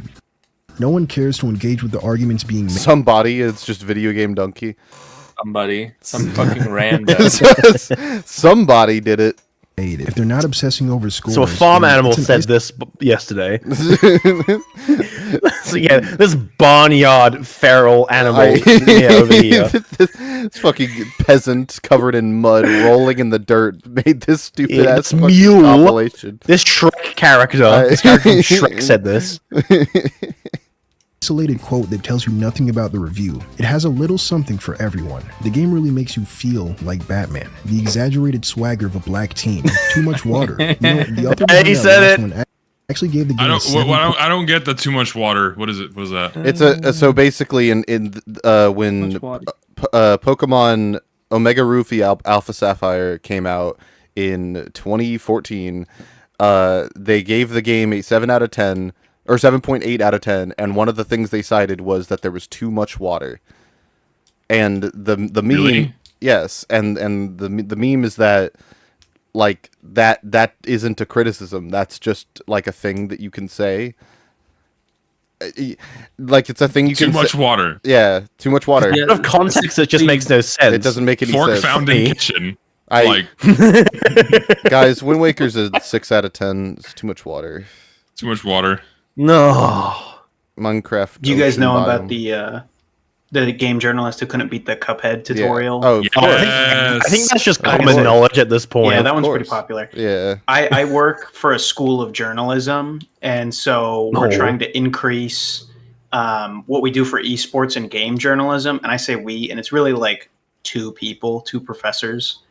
But it's so funny because it is laughably like students laugh at the work that game journalists are putting out. And we're talking about like freshmen and sophomores in like journalism school. And it's just because, most of the time they're not real journalists. They're just people who are passionate. They have a blog and then they get a position after writing their own blog for several years. And so I think the reason we get things like too much water or journalists who can't seem to make jumps, or even like when we're talking about esports as a whole, like half the time it's just all based on like metrics or like, oh, here's what happened at this like competition. Here's who won out. There's like no storytelling with it. And I think that's just because calling them game journalists isn't really the truth. They're reporters. They're not journalists. Gamers. Not even gamers. They also don't. I'm trying to like follow the point he's making here, but like something that frustrates me with this is like he's giving a bunch of examples of like, oh, look at all these stupid things IGN has said that are like vapid nonsense that doesn't make any sense. And I'm just thinking like, this is not a game journalism problem. This is you could find YouTubers do this all the time. We cover YouTubers. They say the same shit. This isn't this is being ascribed to like the big game journalist networks as if it's their thing, when it's just a bad writing thing. It's a thing it's infected all walks of public life. People are saying this in scholastic essays that they release into the wild to get graded on in high school and college. This is a writing problem that's general. People just say vapid nonsense to try and pad their runtime because they don't know how to write a good conclusion or tie things together. People just don't understand like how to make a cohesive through line and how everything ties back to their thesis. It's not this kind of waffle. It's not an IGN problem. It's a writing thing. This happens everywhere. People don't know how to write well problem. Yeah. I just don't like it being ascribed to just IGN. Not to say it isn't a problem with IGN. It is, but it's just frustrating. Oh yeah. Being made. If they're not obsessing over scores, then it's an isolated quote that tells you nothing about the review. It has a little something for everyone. The game really makes you feel like Batman. The exaggerated swagger of a black team. Too much water. The author behind that last one actually gave the game a 7.8 out of 10, and their argument was that the prevalence of water-type Pokemon trivialized team building, not just that the map had too much water. It's not a new complaint, but the Hoenn region is still imbalanced type-wise, heavily favoring water Pokemon. It's especially noticeable in Alpha Sapphire since the villainous Team Aqua uses a lot of water types. It just feels like there are water Pokemon in nearly every battle, and I have an overleveled Pikachu to show for it. Of course not. Nobody actually reads the reviews, and why should we? Everyone knows that game journalists are in the pockets of publishers, making them morally compromised and biased. And there's the water, by the way. Yeah. Too much. 40% of my screen is water right now. Too much. I enjoy the actual going out of your way to look at the Alpha Sapphire review to talk about the thing that they talked about, but I don't know if going out of your way to look at what made them make the point makes it any better, because I think the point's still wrong. But I understand the point. That I'm conflicted because I don't agree with the thing the IGN reviewer said either way. Even if they do justify it or they do have more nuance to it than, oh, there was just too much water. Like there is still more there. His point is that people clip these things out of context and that they might have more substance to them, I think. But I don't know whose fault that is. It sounds like everyone's fault. It sounds like the fault of the people who go to the end of the video to clip things, and also the fault of people who wrote down there's just too much water with no other context at the end of their video.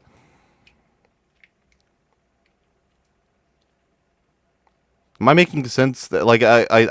I don't know. You're describing a zero-sum game here, so yeah, I think it makes sense. He's putting all of the fault at the hands of people who go to clip these things. I'm like, maybe the reviewer should structure their review better and also write better the text blurbs.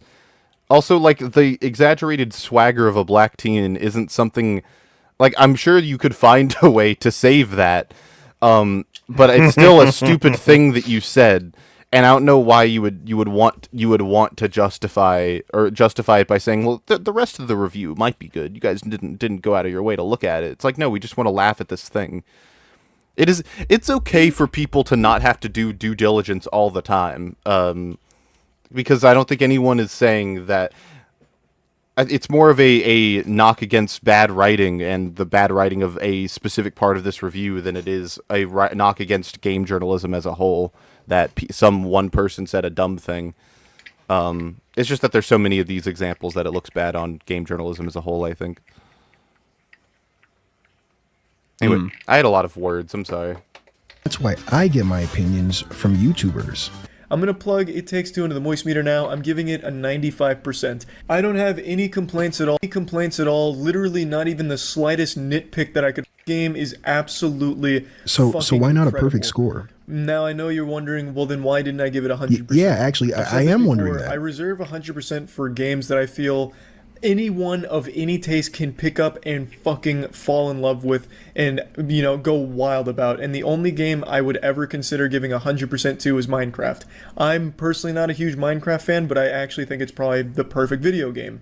Well, that's kind of fucking stupid. A method some reviewers use to avoid seeming biased is to approach a game from the perspective of a hypothetical everyman, John Gamer, if you will. They're more concerned with analyzing what they think most people will want to see, because focusing on their own personal experience would be biased, and that's not useful to anybody. Reviews have... Who does this? I got nothing. Like, genuinely, I've never watched a reviewer that I can think of that does this. I got nothing.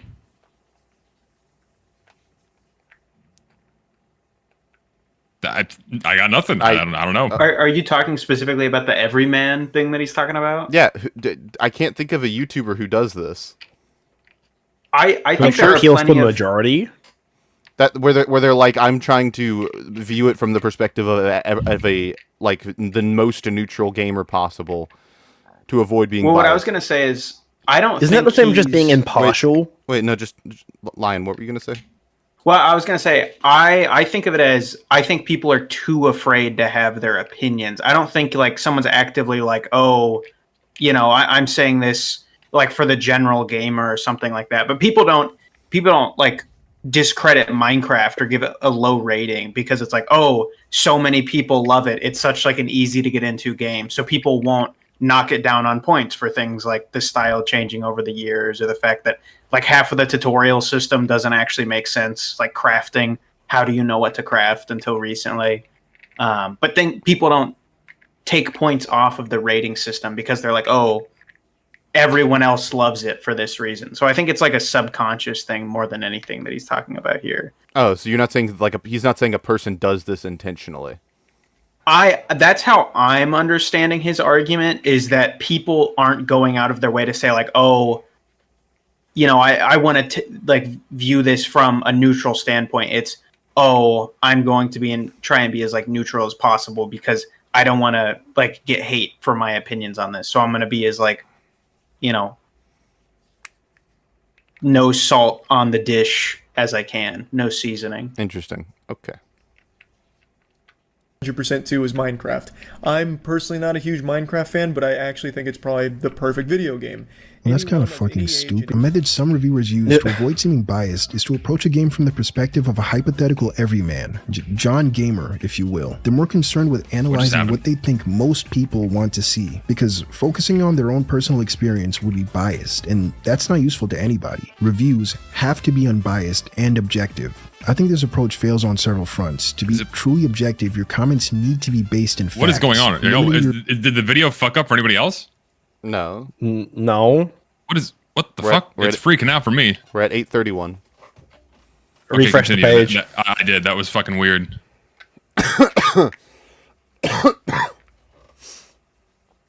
That's not useful to anybody. Reviews have to be unbiased and objective. I think this approach fails on several fronts. To be truly objective, your comments need to be based in facts, limiting your review to just verifiable observations. For instance, okay. We're going into we're going bad places. We're going into this. Okay, wait. Because we're about to go somewhere I think is going to be fucking horrible. But just to be clear, he has said a method some people use is to approach this from an everyman position, which I've never heard of, but let's say that they want to remove bias, and in order to do that, they need to be objective. To be objective is to be based on facts. That is the through line we've gotten through, just to make sure, because it's very important, because we're going somewhere. It's not going to be good. In facts, limiting your review to just verifiable observations. He better For not say what I instance, think he's the going to game has a say. silent protagonist, and the story is divided into 6 chapters. The moment you draw any conclusion regarding the game's quality based on those observations, it becomes subjective. No! Fuck! No! Damn it! Fuck! I knew it! Can you play it again? I wasn't paying attention. Play it again. You're fucking around with your. I see you fucking around with your profile. I hope you know that's like That's not me. That I think it's Rat Lobber blopping as fucking zesty. He's just trolling and then watch together. That update's live. That's so interesting. For instance, the game has a silent protagonist, and the story is divided into 6 chapters. The moment you draw objective, your comments need to be Okay, based let's on actually pay facts, attention to the limiting your video. review to just verifiable observations. For instance, the game has a silent protagonist, and the story is divided into 6 chapters. The moment you draw any conclusion regarding the game's quality based on those observations, it becomes subjective. The silent protagonist makes it difficult to get invested, or the 6th chapter isn't as fleshed out as the prior ones. It goes against the way in which we can... No, but those are the false equivalence. You can prove those things. We can establish facts that lead to those conclusions being made. We can define what those words mean, and like you can objectify a plot hole. It's not subjective. It doesn't have to. This isn't necessary. I don't feel it's not a subjective means based off feelings. I don't feel that it's not fleshed out. There are things I can point to that tell me that it is not fleshed out. We don't have to. Why do people insist that this is the way objective criticism works? They're like, you must only say the sky is blue. Once you say anything else about the sky being blue, it becomes subjective and therefore it's biased and like, no, dude. It makes me. I want to throw something. It just means we're getting to that point where the video starts off okay, and now it's getting to here it comes. The 6th chapter isn't as fleshed out as the prior ones. It goes against the way in which we consume quite literally everything. When you're eating a good-ass burger, do you ask yourself, I wonder what the average person appreciates in a burger? Or are you enjoying the flavors that are currently busting on your taste buds? Personal enjoyment precedes any analytical lens you choose to view something through. No, it. Oh my god! No! Food and no! as well. No, it doesn't. No! No! Oh my god! I'm genuinely I'm frustrated. Why that you just made an argument against critical thinking. Like, it just feels good. Just how do you feel when you eat the burger? How do you feel when you played the game? I guess that presentation doesn't matter, and how the burger is crafted doesn't matter. It's not that there's a very clear set of standards that have been widely established for a long time by shitloads of people over many years. No, just how do you feel? So, okay, if you gave me a pizza and said it was a burger, it doesn't matter how it is, and it has nothing to do with a burger. If it tastes good, it's good, right? The burger might taste good, but it could be made of carcinogens and might be bad for me. It might be filled with asbestos. Maybe the fact that it tastes good isn't the only important thing. Maybe there are other things that might matter about the burger, especially if I'm a food critic. Maybe that's I don't think even food and media are not direct. There's a false equivalence. They're not anything. They're not analog, because one is entirely I put it on my mouth and now my brain does things. There's more. Actually, it's a little bit more equivalent. If you base it on the food's taste, then it's subjective. But if you base it on how the food is crafted, presentation, cooking, and overall taste is not all that food is. Right, but if you only care about food, then how it tastes, and sure, that's a subjective thing, because no two people are going to have the same taste buds. But I cannot. You can absolutely objectify the craftsmanship of a burger, the ingredients, how well it's cooked, the plate, the overall cleanliness of how it's presented. You can objectify that shit, right? Yeah, and Like I cannot believe he just said basically your subjective interpretation of, or your subjective perspective on the fucking food is always better than any analytical lens you could view the food through. That's so crazy to me. Always. Again, to tie this back to like media, it's like it's not about like it's like you don't care. It's like it doesn't matter how well the game is crafted or how well it's designed. All it matters is how it made you feel in a moment. It's like, whoa. Also, because at that point, why get better? Why try harder when all that matters is how the player feels? Ugh. Yeah, maybe like what if I made something that was just horrible, but it was so bad that it just made people laugh, and it's like, oh, like The Room, like, oh, I should just keep making horrible things, and it's like, I don't know, you would have to. This is why, like, this person would have to conclude, yes, you should just keep making horrible things because it's about how the person feels. This is why the MCU has gone to the state that it's in, because they don't care about crafting a well-made story. They only care about throwing in, like, rusty keys to jangle in front of the people. They're like, oh, I recognize characters, thing from other movie that I like. It's like, there's no actual worthwhile storytelling being told here.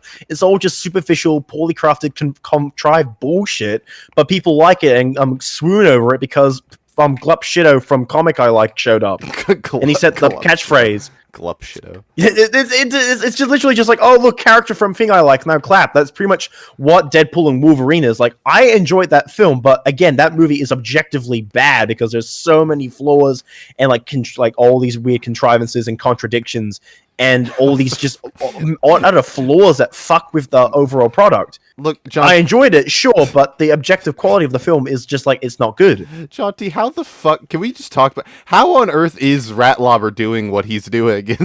I'm kind of stunned that this is happening right now. I need to show you guys what's happening. How the fuck are you doing this? You gotta scroll down, Lucid. Show what the he. This is Ratlobber has found a way to make a profile picture that like actively updates as like live updates somehow. It's like it's a webcam. Is he like screen sharing? This is what is he doing? Ratlobber's profile picture on Watch Together. I don't know how he's doing. I don't know how they're doing that. It's fucking insane. How the fuck does he manage the green zesty? I don't know. I was gonna mention too, talking about like the making games just like good or something like that. Wait, this is what video is this from? This is what it's from your second channel, isn't it? Summer Warpaint review. Yeah. Oh, is it? Wait, why why is Lucid in the corner? I was added. Because he added it. Because this is the live Lucid reaction. Sorry, continue, Lion. I was listening. No, you're chilling. I was gonna say, so like talking about like bringing in Marvel characters just because like people enjoy seeing their favorite character. I think if we apply this to video games too, the problem is like you can create a power fantasy in video games and that can be really fun. Mm-hmm. But if you go too far with it, then the game no longer becomes fun because you have too much of a good thing. And I think that's almost in a way what we're kind of talking about here when we go like, oh, this stuff could be like objectively good to an extent, but then once you have your own opinions, it's like, well, that's not entirely true. Like, yeah, objectively a game can be super fun from a power fantasy perspective, but if I want a tougher game mode, that doesn't mean that that's a subjective criticism of it. It could just be that this game objectively is too easy. And I think that's something too to think about. I feel like ease and difficulty. I feel like you can objectify it, but it ultimately comes down to who's playing it because one person's skill level and another person's skill level is not comparable. But I feel like you can objectify things, right? You can objectify definitely. The difficulty would be the judgment would be comparing it to other parts of the game, not comparing it to the player. That, and like comparing like what the thing is you're trying to do and what your tools are and what is required from the player. You can absolutely objectify that. Yeah, like you. You go. The point I was making is that if you take this to like I'm talking about an extreme like outlier perspective, like Fallout 4, for instance, I don't think it's like too easy by any means, but like when I'm level 50 at that point, like the game is just a joke. So if you started with that level of power to begin with, at the beginning of the game, it would be far too easy for you. And that's the problem is if we're thinking about like game developers making games that are more and more about like, oh, how do we maximize the power fantasy for players? Then it's like those games become objectively worse because there's no growth in them. Yeah. See, that an was example what I'm trying to say. Yeah, an example I can pull, I think Lucid can also like recognize this because I'm using it from Mauler. Like in Dark Souls 2, for example, the life gems, they basically trivialize healing in that game. And so because it makes it like very like easy because of how life gems and how frequent they are and just how they work as a healing tool. And it just trivializes healing to a point where it's like the healing is trivialized to a point where it's like just so easy to get health back. Because it makes like the Estrus Flask and a rare resource kind of pointless. Not that to say that it's useless, but like life gems, you can just spam that and just heal up easier, and it's way more frequent. So it's like, why bother? You can absolutely objectify that as an example. I think Lucid can, because I'm assuming you've seen Mauler's Dark Souls 2 series and Dark series. I say I'm a his game fan. analysis. I have not seen his Dark Souls 2 series. Really? Nope. I've never played. You really Dark haven't Souls. seen it. I've never played a Souls game of any kind. I refuse because not my thing. You should do Elden Ring co-op with me. I want to play. I do want to get into the Dark Souls series, but I'll probably start with just the original Dark Souls. But I don't know where I can find the original version because the only one that's on sale at the moment is the remaster. And I've heard the remaster is not as good as the original, at least graphic-wise. So, I don't know. If the gameplay is mostly the same, then I'll just suck it up and be like, eh. But I do want to get into Dark Souls, because it looks like a fun game series. Elden Ring is really fun. Alright. Anyway, enough about... back to this guy's argument. It's fucking objectivity bad. Wait. Are you enjoying the flavors that are currently busting on your taste buds? Personal enjoyment precedes any analytical lens you choose to view something through. It's the most primal reaction we have when engaging with anything and influences any remark that follows. No matter how hard you try, you can never remove yourself from your own critique. To some extent, your personality and preferences will always bleed through. In 2012, the late film critic Roger Ebert wrote an article addressing criticism saying that he gives out positive scores too easily.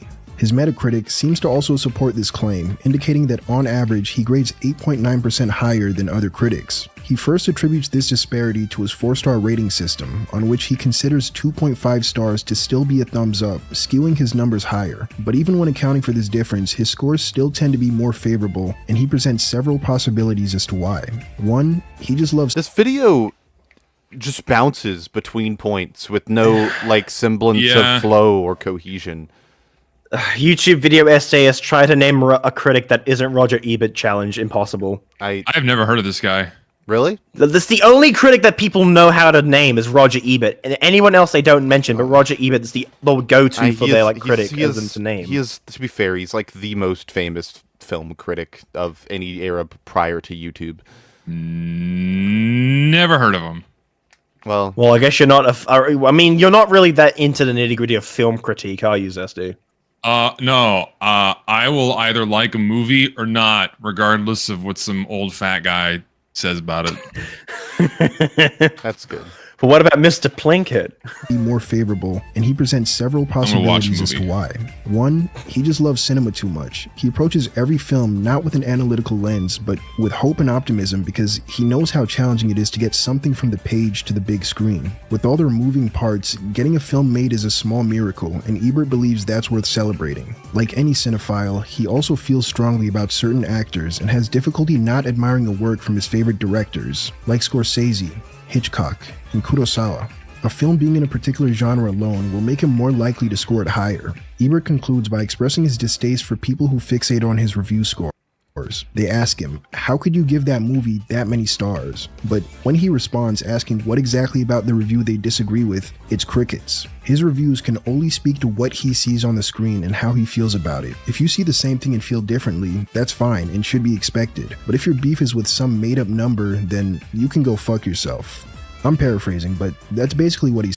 I cringe when people say, how could you give that movie 4 stars? I reply, what in my review did you disagree with?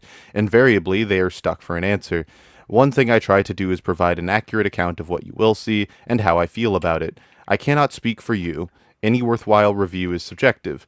If we completely disagree, my words might nevertheless be useful or provocative. If you disagree with what I write, be my guest. If you disagree with how many stars I gave it, you can mail your opinion to where the sun don't shine. Yeah, Okay. that is something he said. Okay. I mean, I agree. Just people who only care about the number and not what is argumented are stupid and they're not worth listening to. I agree. I wish that people knew what subjective meant. Because, like, if you replace the word subjective with based in emotions, and I would heavily disagree with every statement made about subjectivity, and because that's how I read it. It's like any worthwhile review is based in emotion, and it's like, no, no, it's not.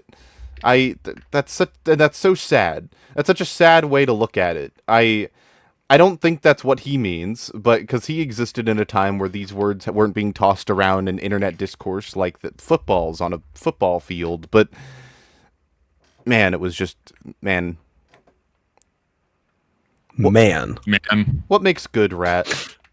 Said. In short, he tends to rate films higher because of his own personal biases that he openly states and expects people to be aware of when engaging with his critique. I don't think of subjectivity as something that hurts reviews, but rather enhances them, by allowing readers to better see where the author is coming from and know if they share the same perspective. Not every critic is for every reader. No one says this about objectivity. No one ever says. No one ever to say that again. No one ever says this about. No one ever is sitting here like, guys, I think objectivity actually enhances reviews. Everyone's like, fuck objectivity. I hate it. Subjectivity, I love they're both important. They're both important. You use objective critiques to like, again, if you have an objective review like Maul as the go-to example, he uses objective critiques and points like objective flaws, and it informs his subjective thoughts. Like, I think this film is poorly crafted, and I can point to XYZ. And this film made me angry. Like his Unbridled Rage series is literally all is subjective, but it's all based on objective flaws he finds that annoyed him. It's just like it's all it is. Running Shine is a great example, by the way. It's literally just, oh, this thing made me feel bad. Why is that? Let's figure it out. It's because it's never just, oh, the fucking flavors are busting on my tongue when I eat this burger.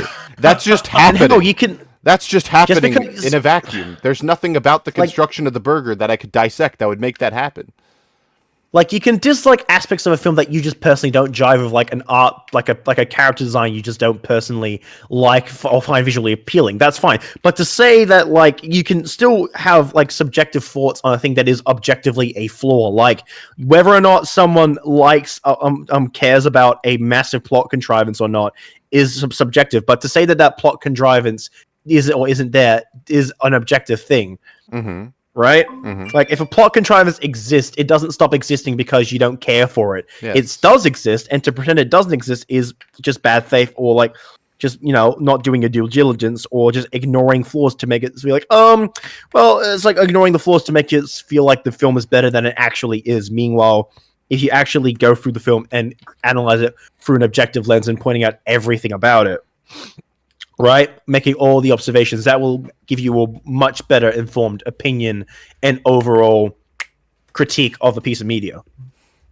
I agree. I think I was going to mention, like, I think retention editing is objectively bad if we're talking in like a filmmaking sense, but I can admire the things that an editor is doing when they're doing retention editing.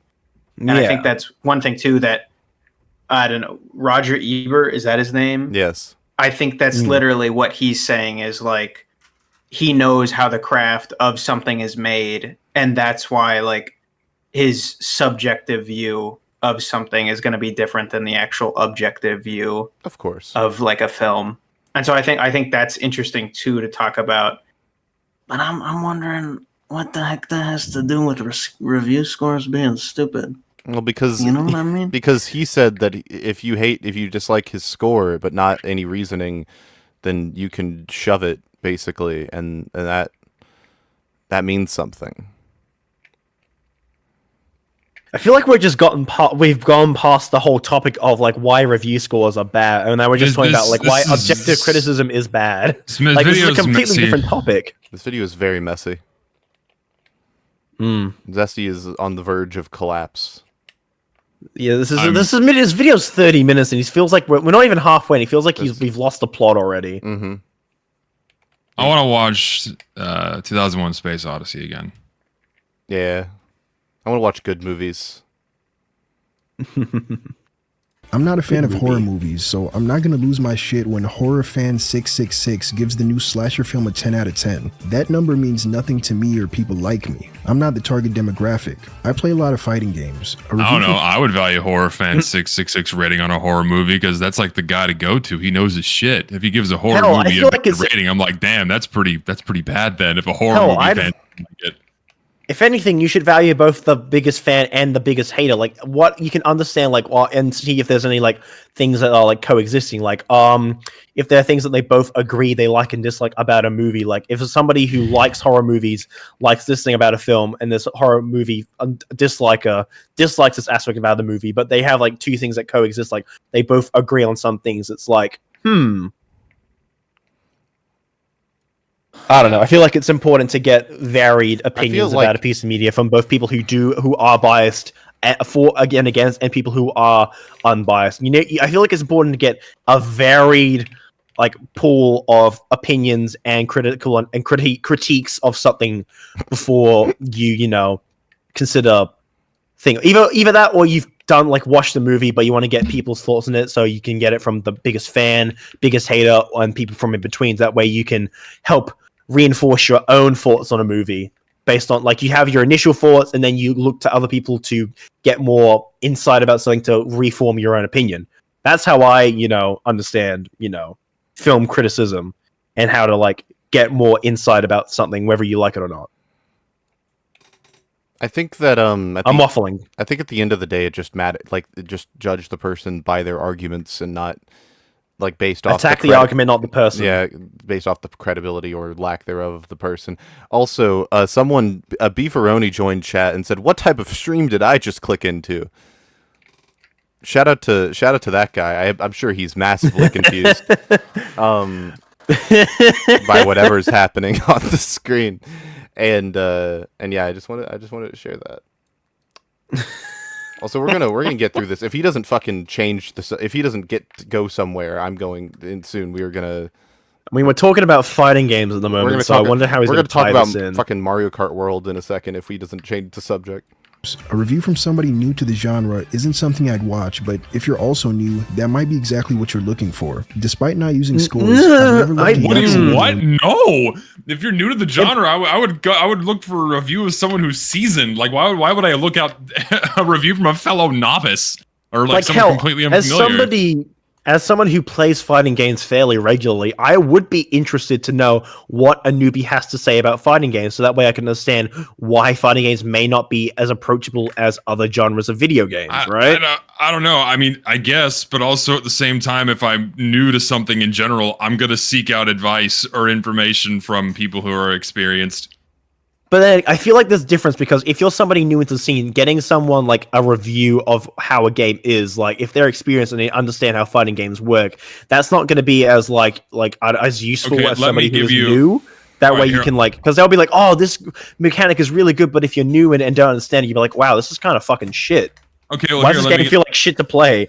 Well, here, I mean, I can give you a really good example. Let's use Team Fortress 2. I would value, and put yourself in the shoes of a brand new player that's never experienced Team Fortress 2, and then put them next to another player that had never experienced Team Fortress 2, throw them into a game. Would you value the opinion of the guy next to you?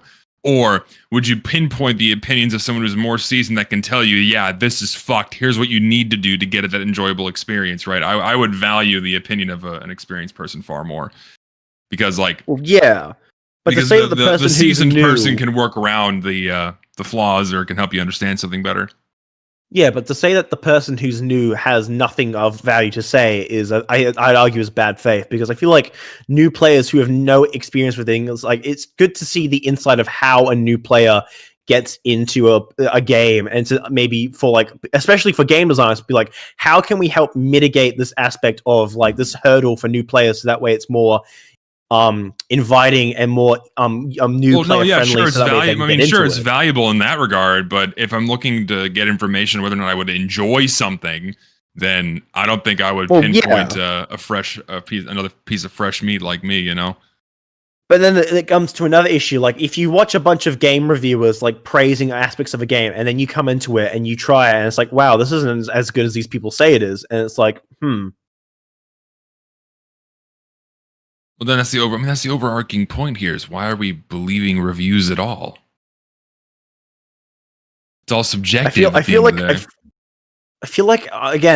a review is more useful once you've actually attempted to try something, so that way you can look for them for more insight on something that you're actively trying to engage with. Like, I wouldn't watch a review very rarely do I watch a review of a movie unless I've already seen the movie myself. So that way, because I have my own thoughts, and it's like, oh, I this is how I felt about the movie. Let's see what other people think, and I go to them, and then I cross-examine, and then I absorb aspects they point out. Like, oh, I didn't notice that. Oh, I didn't notice that, and then I adapt those arguments and pointers into my own overall opinion, right?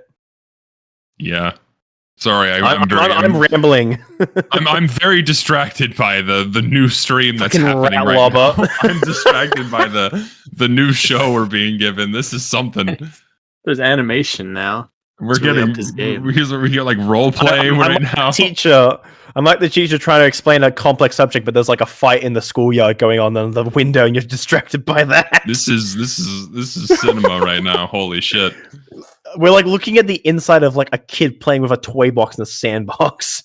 It's just like, look at my little Halo John Master Chief figure. Wee. Boss baby. We need to just voice our own live animated show next UFR. That's what should be done. We can just have Rat Lobber control all the characters, and then we have to dub it on the spot. Improv it, yep. Shall we continue, I guess? Yeah, sure.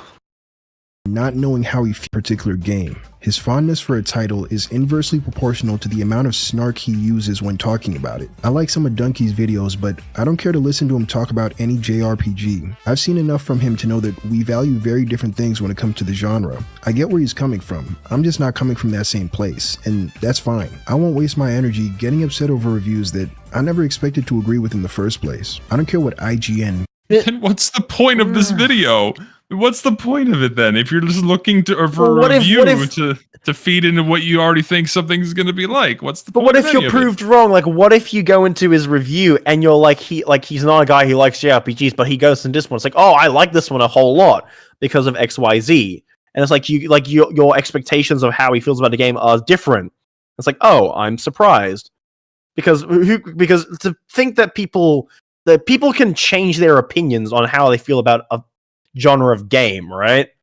Like, maybe they didn't like a game like years ago, but now they've revisited. It's like, oh, actually, I have a newfound appreciation, or actually, this game's a lot worse than I remember it being, right? Like, people change their like standards and their tastes and things over time. Yeah, some people do, some people don't, and it's like, I don't know. Well, and I wonder too, if he did go into like this review thinking like, oh, this person doesn't value the same things as I do, so they wouldn't rate this well, but then they rate it well, is it just going to be like confirmation bias? And they're like, oh shit, this guy actually has like great reviews and I love his reviews all of a sudden. Or would it still be, it's like, oh, because he normally doesn't like JRPGs as much, does that then mean like, it must not be a good one because this guy who's not a part of the community liked it. Yeah, it feels like a false positive, right? Yeah. Anyway, we're talking about IGN again. Let her rip.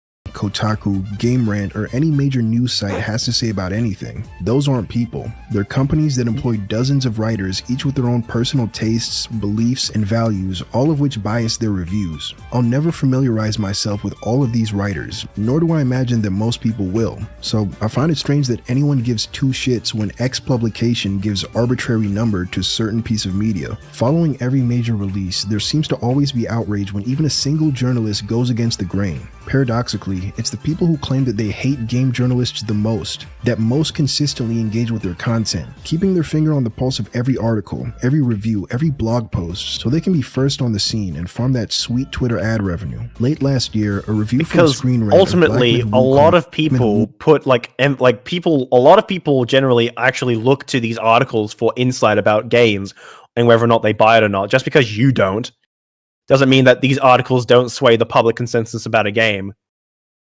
Oh, and a lot of it done very deliberately to try to make a game look in one way or the other without getting too because specific, a bad right? IGN review can absolutely sway the discourse about a video game. It's good to call out bullshit like that, which a lot of these guys try to do. So that is imagine if a very popular review of a game sways discourse, but that argument is all built on lies. So they're not being critical of the content of the review. They're being critical behind the intent and the purpose behind giving the game one score or another, right? It's that's what they're doing, is calling out the intention behind it with these kinds of posts. They're not shitting on well, I like the game, but this guy didn't. That's not what's going on here. It's a complete misinterpretation of what these posts are about.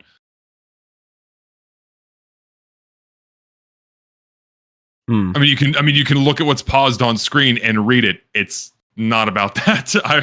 Oh God.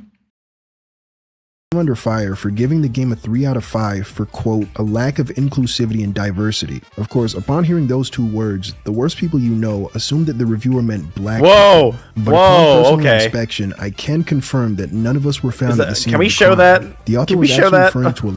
I guess we can. I mean, considering his video is not age restricted or limited, it's probably fine.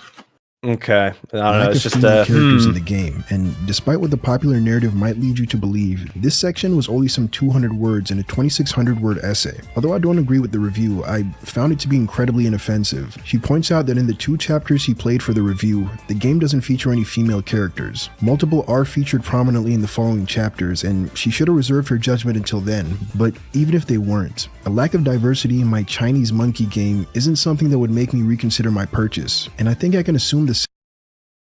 What does this have to do with number scores? I think he's just saying game journalist bad. No, he's saying game journalist not bad. He's saying game journalist good in the situation, even though I can't talk about it because it's too spicy, and given my notoriety, I'm not going to do that. Again, the idea that people will, because these people are being they look at these incredibly vague plot points and dot points, and they and since they don't read the review, they kind of base it off what they personally think it means. Like when you hear lack of diversity, of course people are their minds are going to go to the aspect of, oh, there's a lack of minorities in this game. But if you read the review, that's not what they meant at all. But again, when you're vague, of course people are going to assume what they mean by that without reading it, because some people just don't want to read that whole review, and they want to just get the basics, the fundamental plot points down. So making sure that those plot points can't be misconstrued is important. Lack of female representation. Yeah. Lack of female characters, or lack of notable female characters. It's and especially since it also helps that since this can be proven wrong later in the game, it's did they acknowledge that they only played up to a certain point? Because if they didn't, then that's well, they did. Not I mean, transparent. At least in this specific instance, they said in the 2 chapters they played. So okay, well then, but if they don't make that clear from the get-go, people will look at the plot points and they'll look at that, and just since it's so vague, it's again, that phrase is so incredibly vague. Of course, people are bound to misconstrue what it actually means, right? That's why you got to be somewhat careful in your word choice when making these very succinct overall aspects of your view, the main points, right? Yeah. I'm back. Welcome back. Someone just called me UFR's DEI hire. What does that even mean? It means we should hit play on the video. Same for the people who complain about the review, but someone out there might. That's the audience she's writing for. And if it wasn't obvious, her bio plainly states those biases. Shit, I can't believe it. The writer...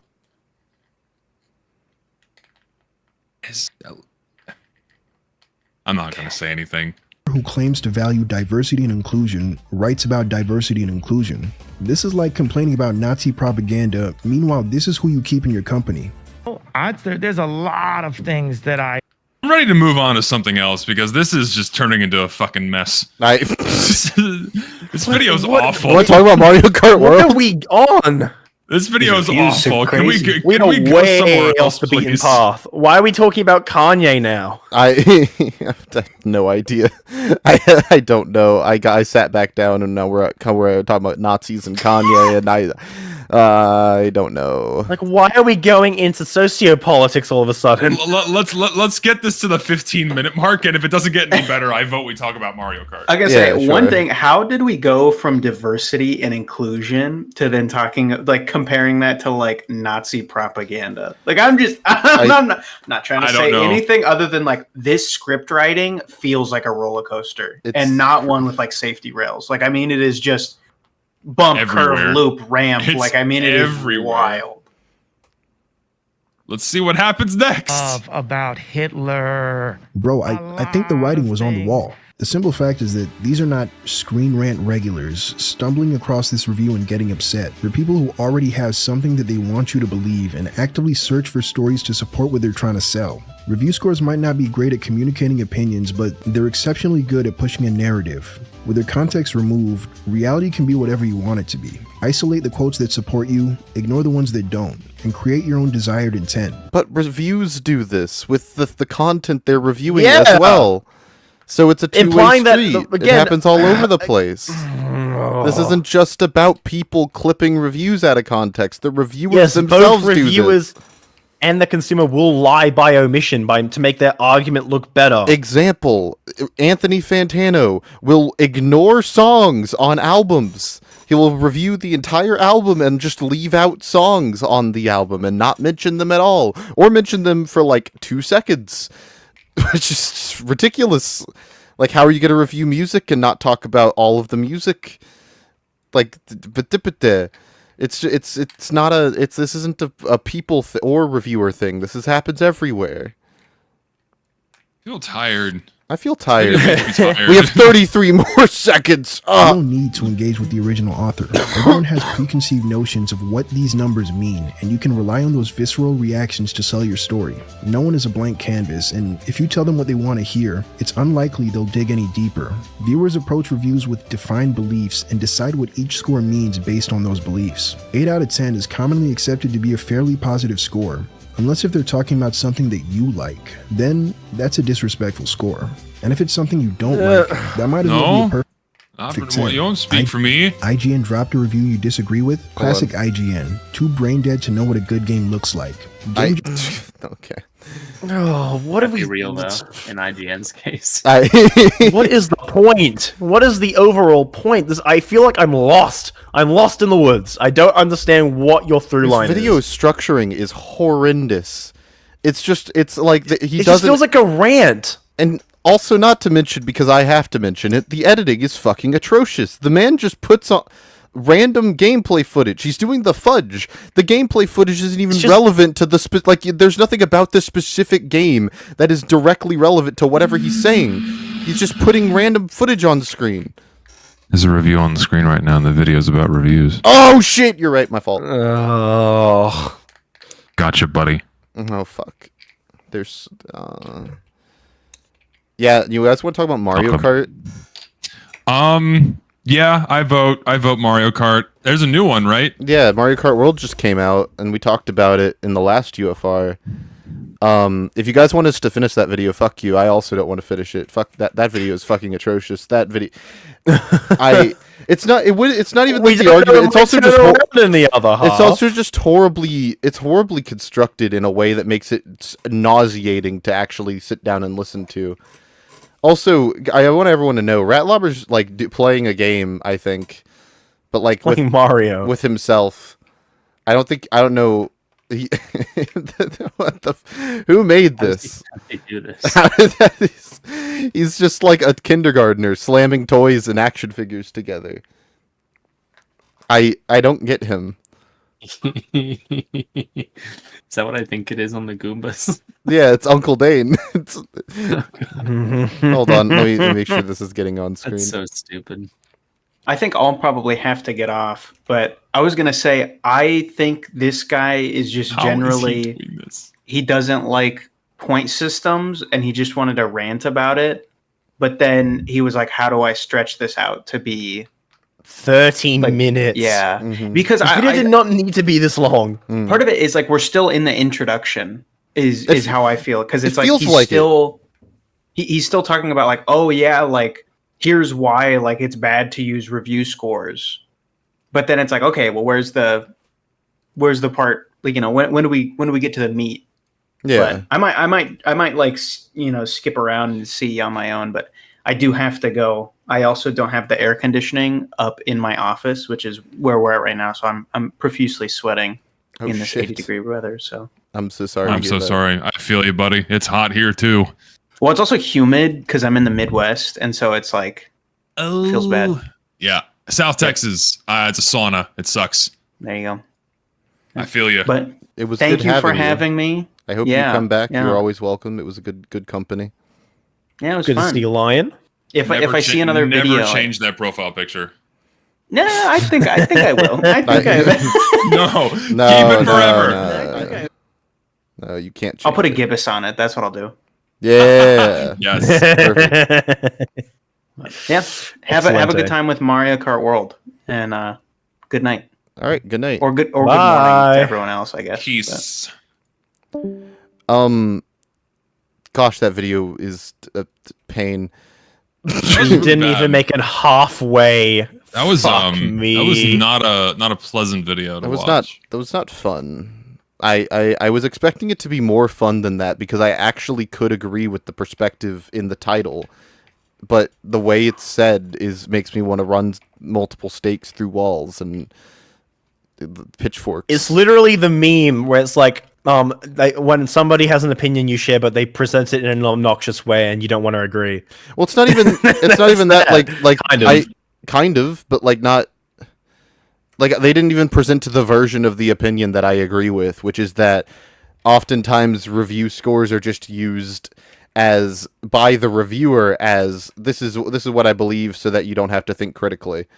Like he's presented this as, oh, that's what everyone else does. That's not the reviewer's fault though, which I think is not as accurate. But yeah, oh my gosh. Anyways, Mario Kart, have you guys heard anything about the new Mario Kart? A friend of mine told me it was mid. Mario Kart World. I have not played. None of us have played it, which is the funny thing about that. We're doing the meme where we're talking about something having not played it. I think it looks better than I thought it would. It has turned out much better than I thought it would. Because I was really no care. I really don't care. I was really expecting it to be not great. I put a thing in the watch together. Oh, I'll open it back up. Oh, I'm sorry. I got it. Hold on. Like the thing I really like about the new Mario Kart is the movement looks really, really cool. I don't know if it's worth $80. That's kind of the main contention, I think, for most people. But yeah, 80 fucking bucks is thing on a pipe. Yeah, you can do that. Yeah, I need to remember, how much does this thing cost down here? Like 100 like Aussie. 200 Aussie bucks. Let's have a look. 110 AUD. Yeah, fuck no. Damn. That's I am not paying over $100 for Mario Kart. No, thank you. Like, what's the point of having the tracks if you just grind rails? I think it's trying to do that SSX kind of thing where you like find shortcuts to like make the race faster. Yeah, there's a lot of different ways to go about each track. Yeah, but if you So take everyone's the gonna be most min-maxing practical the tracks path, and you'll trying to, always like- lose. Maybe like if you drive on the road, you lose. Well, no, in a race, these are time trials, so it's a bad example. But in an actual race, there would be an argument for, like, if you get hit while doing a wall run with items on, then you're in a much worse position than whereas if you were hit while items were on the practical path, you would be in a better position. One is there is a degree of risk reward. I think it looks. I really like the movement. I like what has been done. This looks fun. I would play it. It looks like it's a Mario Kart. It looks like a good time. Apparently, you can like do this thing. Yeah, that's what I was going to point out. You could do this thing where you can essentially wall jump off anything, which has led to people finding these really, really weird shortcuts that involve you wall jumping off of like basically like nothing in order to skip massive parts of the track, which I think is kind of cool. It turned out much better. I'm happy that it is a good game. It would suck. Also, unrelated to Mario Kart, they announced like last night for me, like yesterday for the rest of you guys, but or earlier today for the rest of you guys, they announced a new Splatoon spin-off game. Mm-hmm. Oh yeah, I saw that. And I swear on everything, if they make a survival Splatoon game, I'm going to be very sad because that's like one of my favorite franchises and one of my favorite genres. I'll be very frustrated. Fucking Alan has a smirk on his face. I can hear it. I can hear his little devilish smirk. He's very frustrated. Well, so what's the gameplay of the new Splatoon? Is it like Left 4 Dead or? No, I don't know yet. It just looks like it's going to be like The Forest, basically, kind of survival game. Based off the very little that they've shown of it.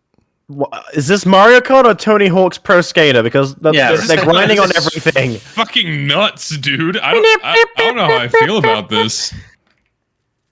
Yeah, it's a lot more technical. It's different. Technical, and it's just like jumping off of rail to rail, like it's again Pro Skater. These boxes, fuck it, you can just go through those, I guess. Yeah. Also, like they just keep going on grass, and it doesn't slow them down. I don't know what. Yeah, there's like no punishment for leaving the road. This might just be. I mean, that's the gimmick, I guess. Driver, but. Well, I can understand. I feel like Mario Kart's going to get significantly more sweaty online. Because people are probably going to be doing this in normal races, and just like little Timmy is just never going to win because you have like no job John is just going to come in doing this shit with no life because he has nothing better to do. Chad, I haven't watched. Off of the ground. Chad, I already knew about Technicals being quote unquote sued because I talked to him and stuff, so it's not a surprise to me. It's very funny though. If Cody Schwab actually sues Technicals, it'll be very, very funny. I hope it happens because it'll be hilarious. Zesty, you don't know about this, so I want to tell you about it because you'll have a funny little reaction to it, I'm sure. You got nothing. What's this about? So Technicals, our good YouTuber friend Technicals, is getting nice guy. He's getting sued because he outed the second best Smash player in the world for lying about how he lied to a Smash player who recently killed themselves, and very, very sadly. He lied to them about how he had sex with their mom. Like he had sex with he lied and said he had sex with his mom, and talked in detail about how moist her pussy was, and went into detail about like the positions she had her in. And Technicals put all of this on full blast because he was being such a cunt about all the stuff involving the player and the player's recent passing. And now he's being sued for it, and I really hope it goes to court because it'll be very funny. It'll be very funny. And this is all shit that this guy said publicly. Yeah, no, this is all provably true. But Lucy, don't you know he offered $20K for therapy? Did you know that, Lucy? I did. He offered $20K for therapy because he's such a good friend. Yeah, it sounds like the guy who did the sex talk about the mom should be force-fed scorpion peppers until they blast out his ass. Oh my god. Holy shit. Crazy. The punishment is the crime. That's it. You're in the lawsuit now. You're in the lawsuit now, buddy. Yeah. Sites defamation. How? Like, I mean, that's just like death. Really You're sending pathetic. hate.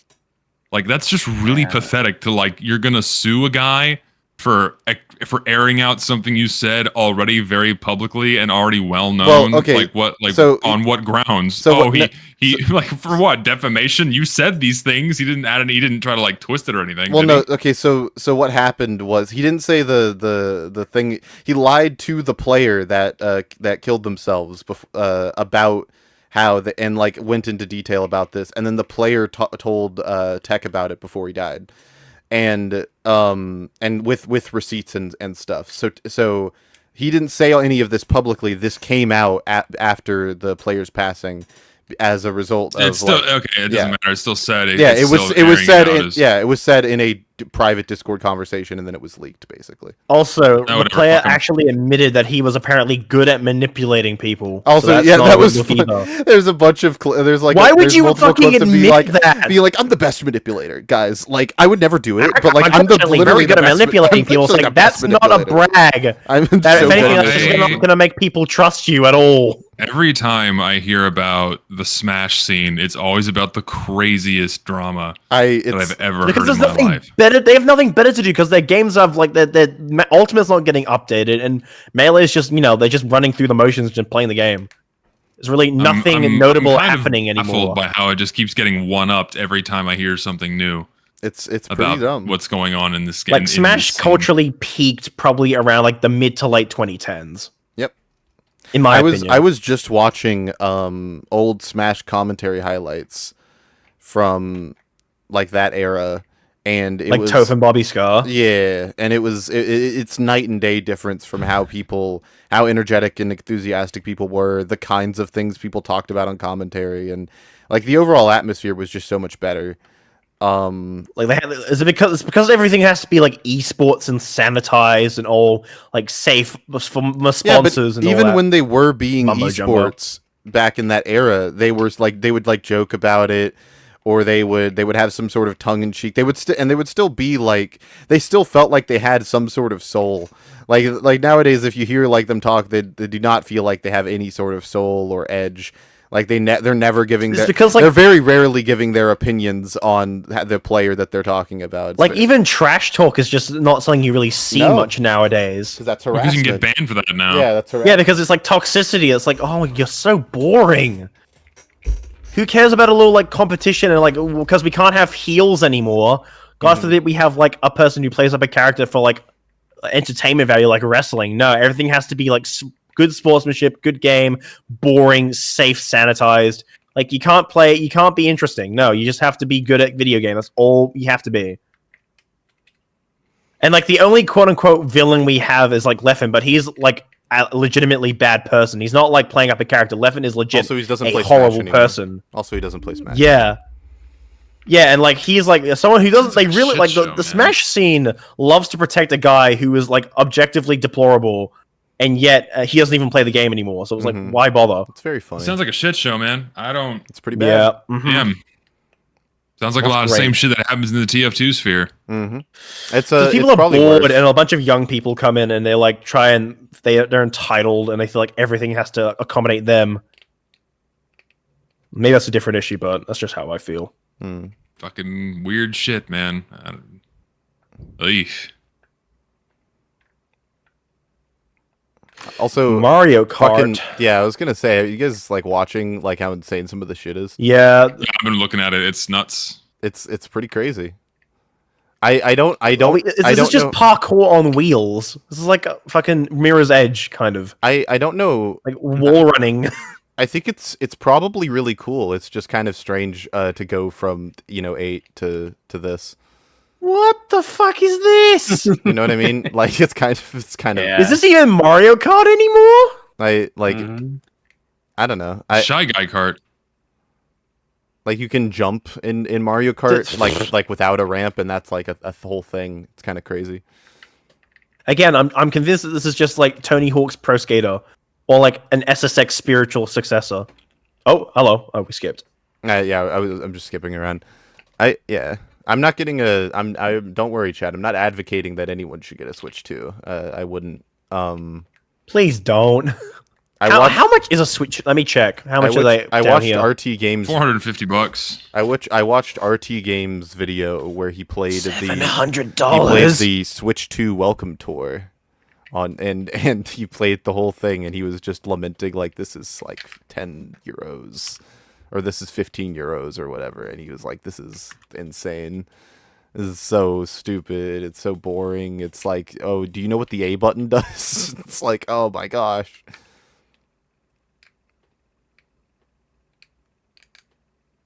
Oh, this Mario Kart game looks pretty good. Yeah, at least that game's good. I still only care about Metroid, and I only care if it's good. And if it's good, then they can have my money. But until I know the game is good, or at least I'm given the signs the game has been good, maybe by some review scores, then I'll buy it. Wait, is it going to be available on the Switch 1? What, Prime 4? Yeah, they said it's going to be on both platforms. Then fuck it, I'm just going to buy the game. I'm not going to buy a Switch 2. Yeah. That shit. That's what I was saying. Why would they make this game not a Switch 2 exclusive? Like, I feel like that's a bit of a weird business decision on Nintendo's part. It is a wasted financial opportunity on their part, but I feel like they might feel a certain level of guilt given how long it's been delayed, and a lot of people probably bought a Switch in anticipation of Prime 4, like me. And here we are a decade later. I thought you bought the Switch for the Dread. I thought that's what you bought it for. No, I originally bought it for Prime 4 because it was they announced the development of Prime 4 before any inkling of Dread. Inklings. And then Dread came along and it was like, oh shit, here's Dread. Dread's great. So at least I got that. And they have Prime 4 on the horizon, so I was like, cool, I'm set. This year, it's coming. I hope it's good. Hell yeah. Man. The state of the state of the things that I once loved is sad. That's like the thesis statement of many episodes of this podcast. I feel like it's the thesis statement for a lot of online discourse these days. Things we used to love, not so good no more, have been replaced by worse versions or just worse things. Oh, that's the other thing I was. Sorry, I was gonna say the Nasu guy, the guy we just covered. Do you ever get a vibe that a person makes content that, like, when they make the content, they have Twitter in mind specifically? Felt like it in that case, at least with that video. Like, there are times where, and this is not, like, this is no disrespect, like genuinely, but I feel like there are YouTubers where I see them and I'm like, oh, this YouTuber does well on Twitter. Like, people know this YouTuber on Twitter. This YouTuber says things that Twitter specifically would enjoy talking about or agree with, and like he says them in such a way to where he or she says them in such a way to where they're like designed to do well on Twitter. It's like a vibe. It's like a style. I don't know how to put it. It feels very clippable, where they could take a small piece of it and throw it on Twitter and be like, "Oh, that's a fun like thing." Engagement baiting." Or they say a lot. Guess they say a lot of things that individually are things that I've seen people say and agree with on Twitter, and then they just mash all of the. It's like you found a bunch of tweets. So they're just regurgitating shit that they read on Twitter and saying like, "Oh yeah, I'm going to make that into a video." Like they don't have any original thoughts. Well, no, I think that they do believe. I'm not saying like I think the guy we covered believes it. I'm not saying that. I'm saying like the way everything is formatted, it's very much like. Here's an immediate statement. This statement by itself is a take. I will now say words about this take, but the important part was the take that I said, which is isolated, and you can just like look at that and be like, I agree or disagree with that. I don't know how to explain it. I would have to like think harder about this because it's not like a thing I've formulated. Lucid, I have a question for you. What? How does it feel to live long enough to see all your favorite franchises go up in flames? Splatoon's still going. Can't play it, but Splatoon's still going. Splatoon is no more Blob. Splatoon is like my child that I'm like got divorced, and then the wife, which is Nintendo in this analogy, took the. So this is the closest thing you'll have to Blob, pretty much. Yeah, they took ownership. Why can you play as a cow? Funny, more is better, right? It's so fun. You guys go Peach. You guys just hate fun. I have it in good. You guys hate fun. You're nitpicking. I bet one's favorite Mario. You're just going into hate. Alan loves the cow. Nostalgia goggles. You got rose tinted Like what? glasses. Alan loves the cow. I'm certain of it. The cow's great. He's my favorite. I wish there was a chocolate version. That's my only complaint. That's Is true. Birdo in this game? That was fucking awesome. Whatever the fuck just happened. Yeah, there's a lot happening. I forget if I think Burrow's God. unlockable.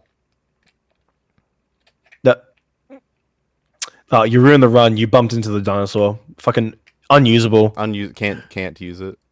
You are not going to be able to go on worldrecordspeedrun.com. Bowser's Castle. Oh, the Bowser's Castle is really cool. Jack Black. Black. It's always fun to see what they do with the newest iteration of Bowser's Castle. He went with a more industrial thing this time. Oh, Like, he just straight up cut that was bypassed fucking that entire turn. That was actually sick. That was really fucking cool. Like, no bullshit. That was just a cool. They just let you do that. They just let you do that. And you know what they should? It's Doctor Who now.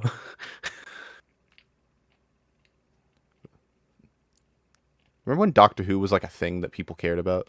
Like on Mass? Dude. I had high Don't school remind friends me. that were obsessed with it. I had Now middle school it's- friends that were obsessed with it. Age gap checks out there. Yep. Looking at the new Russell T Davies era just makes me feel like I treated the Chibnall era too harshly. Like, Chibnall's Doctor Who was bad, but, like, new RTD is just like, oh, how does it keep getting worse? I know nothing about Doctor Who. Just stick with the original, like, stick with, like, seasons 1 till... Oh, when did, Capaldi leave? Was it season 12? Or was it season 11? Lion I know nothing about it. said he was in a Doctor Who fan film, and Ratlobber said it's more like Doctor Who cares. And and I just need. Okay, it's up to season 10. The first 10 seasons true. are mostly good. After that, don't bother. At least of New Who. Classic Who, I have no idea. I got nothing on Doctor Who. It's a the long only thing I series, know- don't bother. Only thing I know about Doctor Who is that it makes women swoon over who the newest twink is playing the Doctor. That's like, but that's like high school for you. Like, that doesn't happen anymore. You say that, and that's mostly just David Tennant and Matt Smith, though. I was gonna say that. That doesn't happen. that was anymore. my high school experience. Though all the girls in my class, they were really excited about the male actor. I know playing the Doctor. Which one? And you the What skinny year? guy. It was always a David skinny guy. Tennant? It was a skinny guy with a British accent. I don't fucking know their names. Real. I mean, the only British TV you actually indulge in is fucking Top Gear. I love Top Gear. I actually managed to find... I found a DVD of, like, season 22 and like in like a thrift store. It was like $5. I was like, Jeremy I'm gonna Clarkson cop that. is my spirit animal, and also James May, and also Hammond. Cheese. They are my three. cheese. They are my holy trinity of my spirit animal. Those gentlemen, I love them to death. Just gardening with a shotgun. It's not a hammer. Is that a Like, hoe? I feel like the Top Gear trio is the last three big, quote unquote, like television hosts. Like they're like the last of the greats, and then when they go, there's nothing else to replace them. That'll buff out. Because like, who's going to replace them? Like, what TV hosts do we have now? Ryan Seacrest, who's doing fucking Wheel of Fortune. Like, Steve Harvey. Okay, Harvey's. I mean, he's great too. We'll consider him like the last great. They're still going though. Like when Harvey and the Top Gear trio go. I mean, we then, have like, late night show hosts. Like, I think the only late they night all show one I like. suck. They're all No, they so don't. unfunny. Or like Conan stale O'Brien's or like the only one I bland. like. I like Conan. I mean, Conan has his moments, but I don't know. And the guy that was on SNL, what's his name? Seth. Shit. What's his name? Seth something. I can't remember his name. Help me James- out. No. What's his name? Is it James Corden? No. No, not James Corden. Jimmy Fallon? Or Jimmy Kimmel? No, SNL. Who was on Hold on. SNL? Dave Chappelle. Seth Meyers. Don Thank you. Mulaney? Jesus, I could Seth not. Meyers. Yeah, he has his moments. He has his moments. Who's the Boston one who made a rant about like deep dish pizza? Oh, what's do I his know? name? That's such a weird question. Who's the Boston Wait, one what- who made a who was- rant about deep dish pizza? There was a late night talk show host who made a rant about deep dish pizza. Oh, what was his name? Who's the Englishman who talked about refrigerators? He wasn't English. He's American. Jon Stewart. That's his name. It was Jon Stewart. Oh, he's He was should make a funnier a tier long list of time late ago. night show hosts. He used to be really funny. He kind of got wishy-washy. Anyways, Same with like Stephen Colbert. They used to be funny, then they got really wishy-washy. Yeah. Anyways, I think we'll close. I think that's a good closing conversation. Yeah, I think we're just kind of like winding down and getting ready to like call Like it. what is life now? What are we doing? We're talking about. I don't even think I remember a single thing he mentioned. He said in that video. I don't think I retained a single argument he That made. video was really bad. That's all I have It to was say about so that. unfocused. I did not retain a single piece of information. Yep. Yeah. Alan, Yeah. what is your review score? Give me out of 10. Our review score, it was a 9 out of 10. It was a low 9 out of 10. It was a... What does Fantano say? This is a light. That's a decent light 9. 9. That's a light 9.27 out of 10. A strong 8 to a light 9. That's good. Mhm. Oh, maybe I'm that's gonna give it a maybe not that's good. why it was a 65-point scale, because Yeah. there's like light to decent. That was light, my strong- favorite part of the video, yeah. I wasn't there for Was that. that- part No, of it. it's 33 because he gives it, but like he says it's between that, but then in the video in editing he gives the definitive score. So if he says it's like a strong 8 to a light 9, No, but I'm and saying it just says that- strong no, 8 on the but- screen. But I'm saying that's why. I'm saying that's why they consider it that. I'm not saying it's accurate. I'm just saying that might be what they're saying is like, if you break it down for like all the light to decent, decent to strong, and then you know a light blank to a strong blank, and if you break all those down, maybe there's 66. I don't know. I give it 2 pencil cases out of 5 tow trucks. That's my score. I give it one free burrito coupon. I give it a rumbly tummy out of 10. You still not feeling so hot? I guess you're not. No, my stomach hurts. What did you even eat? What did you end up eating that gave He you? doesn't food know. He poisoning? didn't pinpoint it. No, you could have stomach flu. My guess is, I hope fucking not. My guess is that it was I ate a bad rice ball. That's my leading guess. I mean, Did you have any, either like, way, chicken You're already food? past the worst of it because you already had the initial waves of it. The initial waves of it are always worse if it's either food poisoning or stomach flu. Oh, for sure. It's basically gone. You're at the back end. It's just that my stomach hurts really bad whenever I need to eat something, which makes me not want to eat something, which makes it worse. And that's fun. Anyways, food poisoning sucks. That's the lesson of today. Food poisoning sucks, and always vet your rice balls. Yep. Good insight. Next week we will maybe have UFR 50, depending on how I'm feeling. I will try and get this VOD Hell up yeah. sooner and not later. Bye-bye.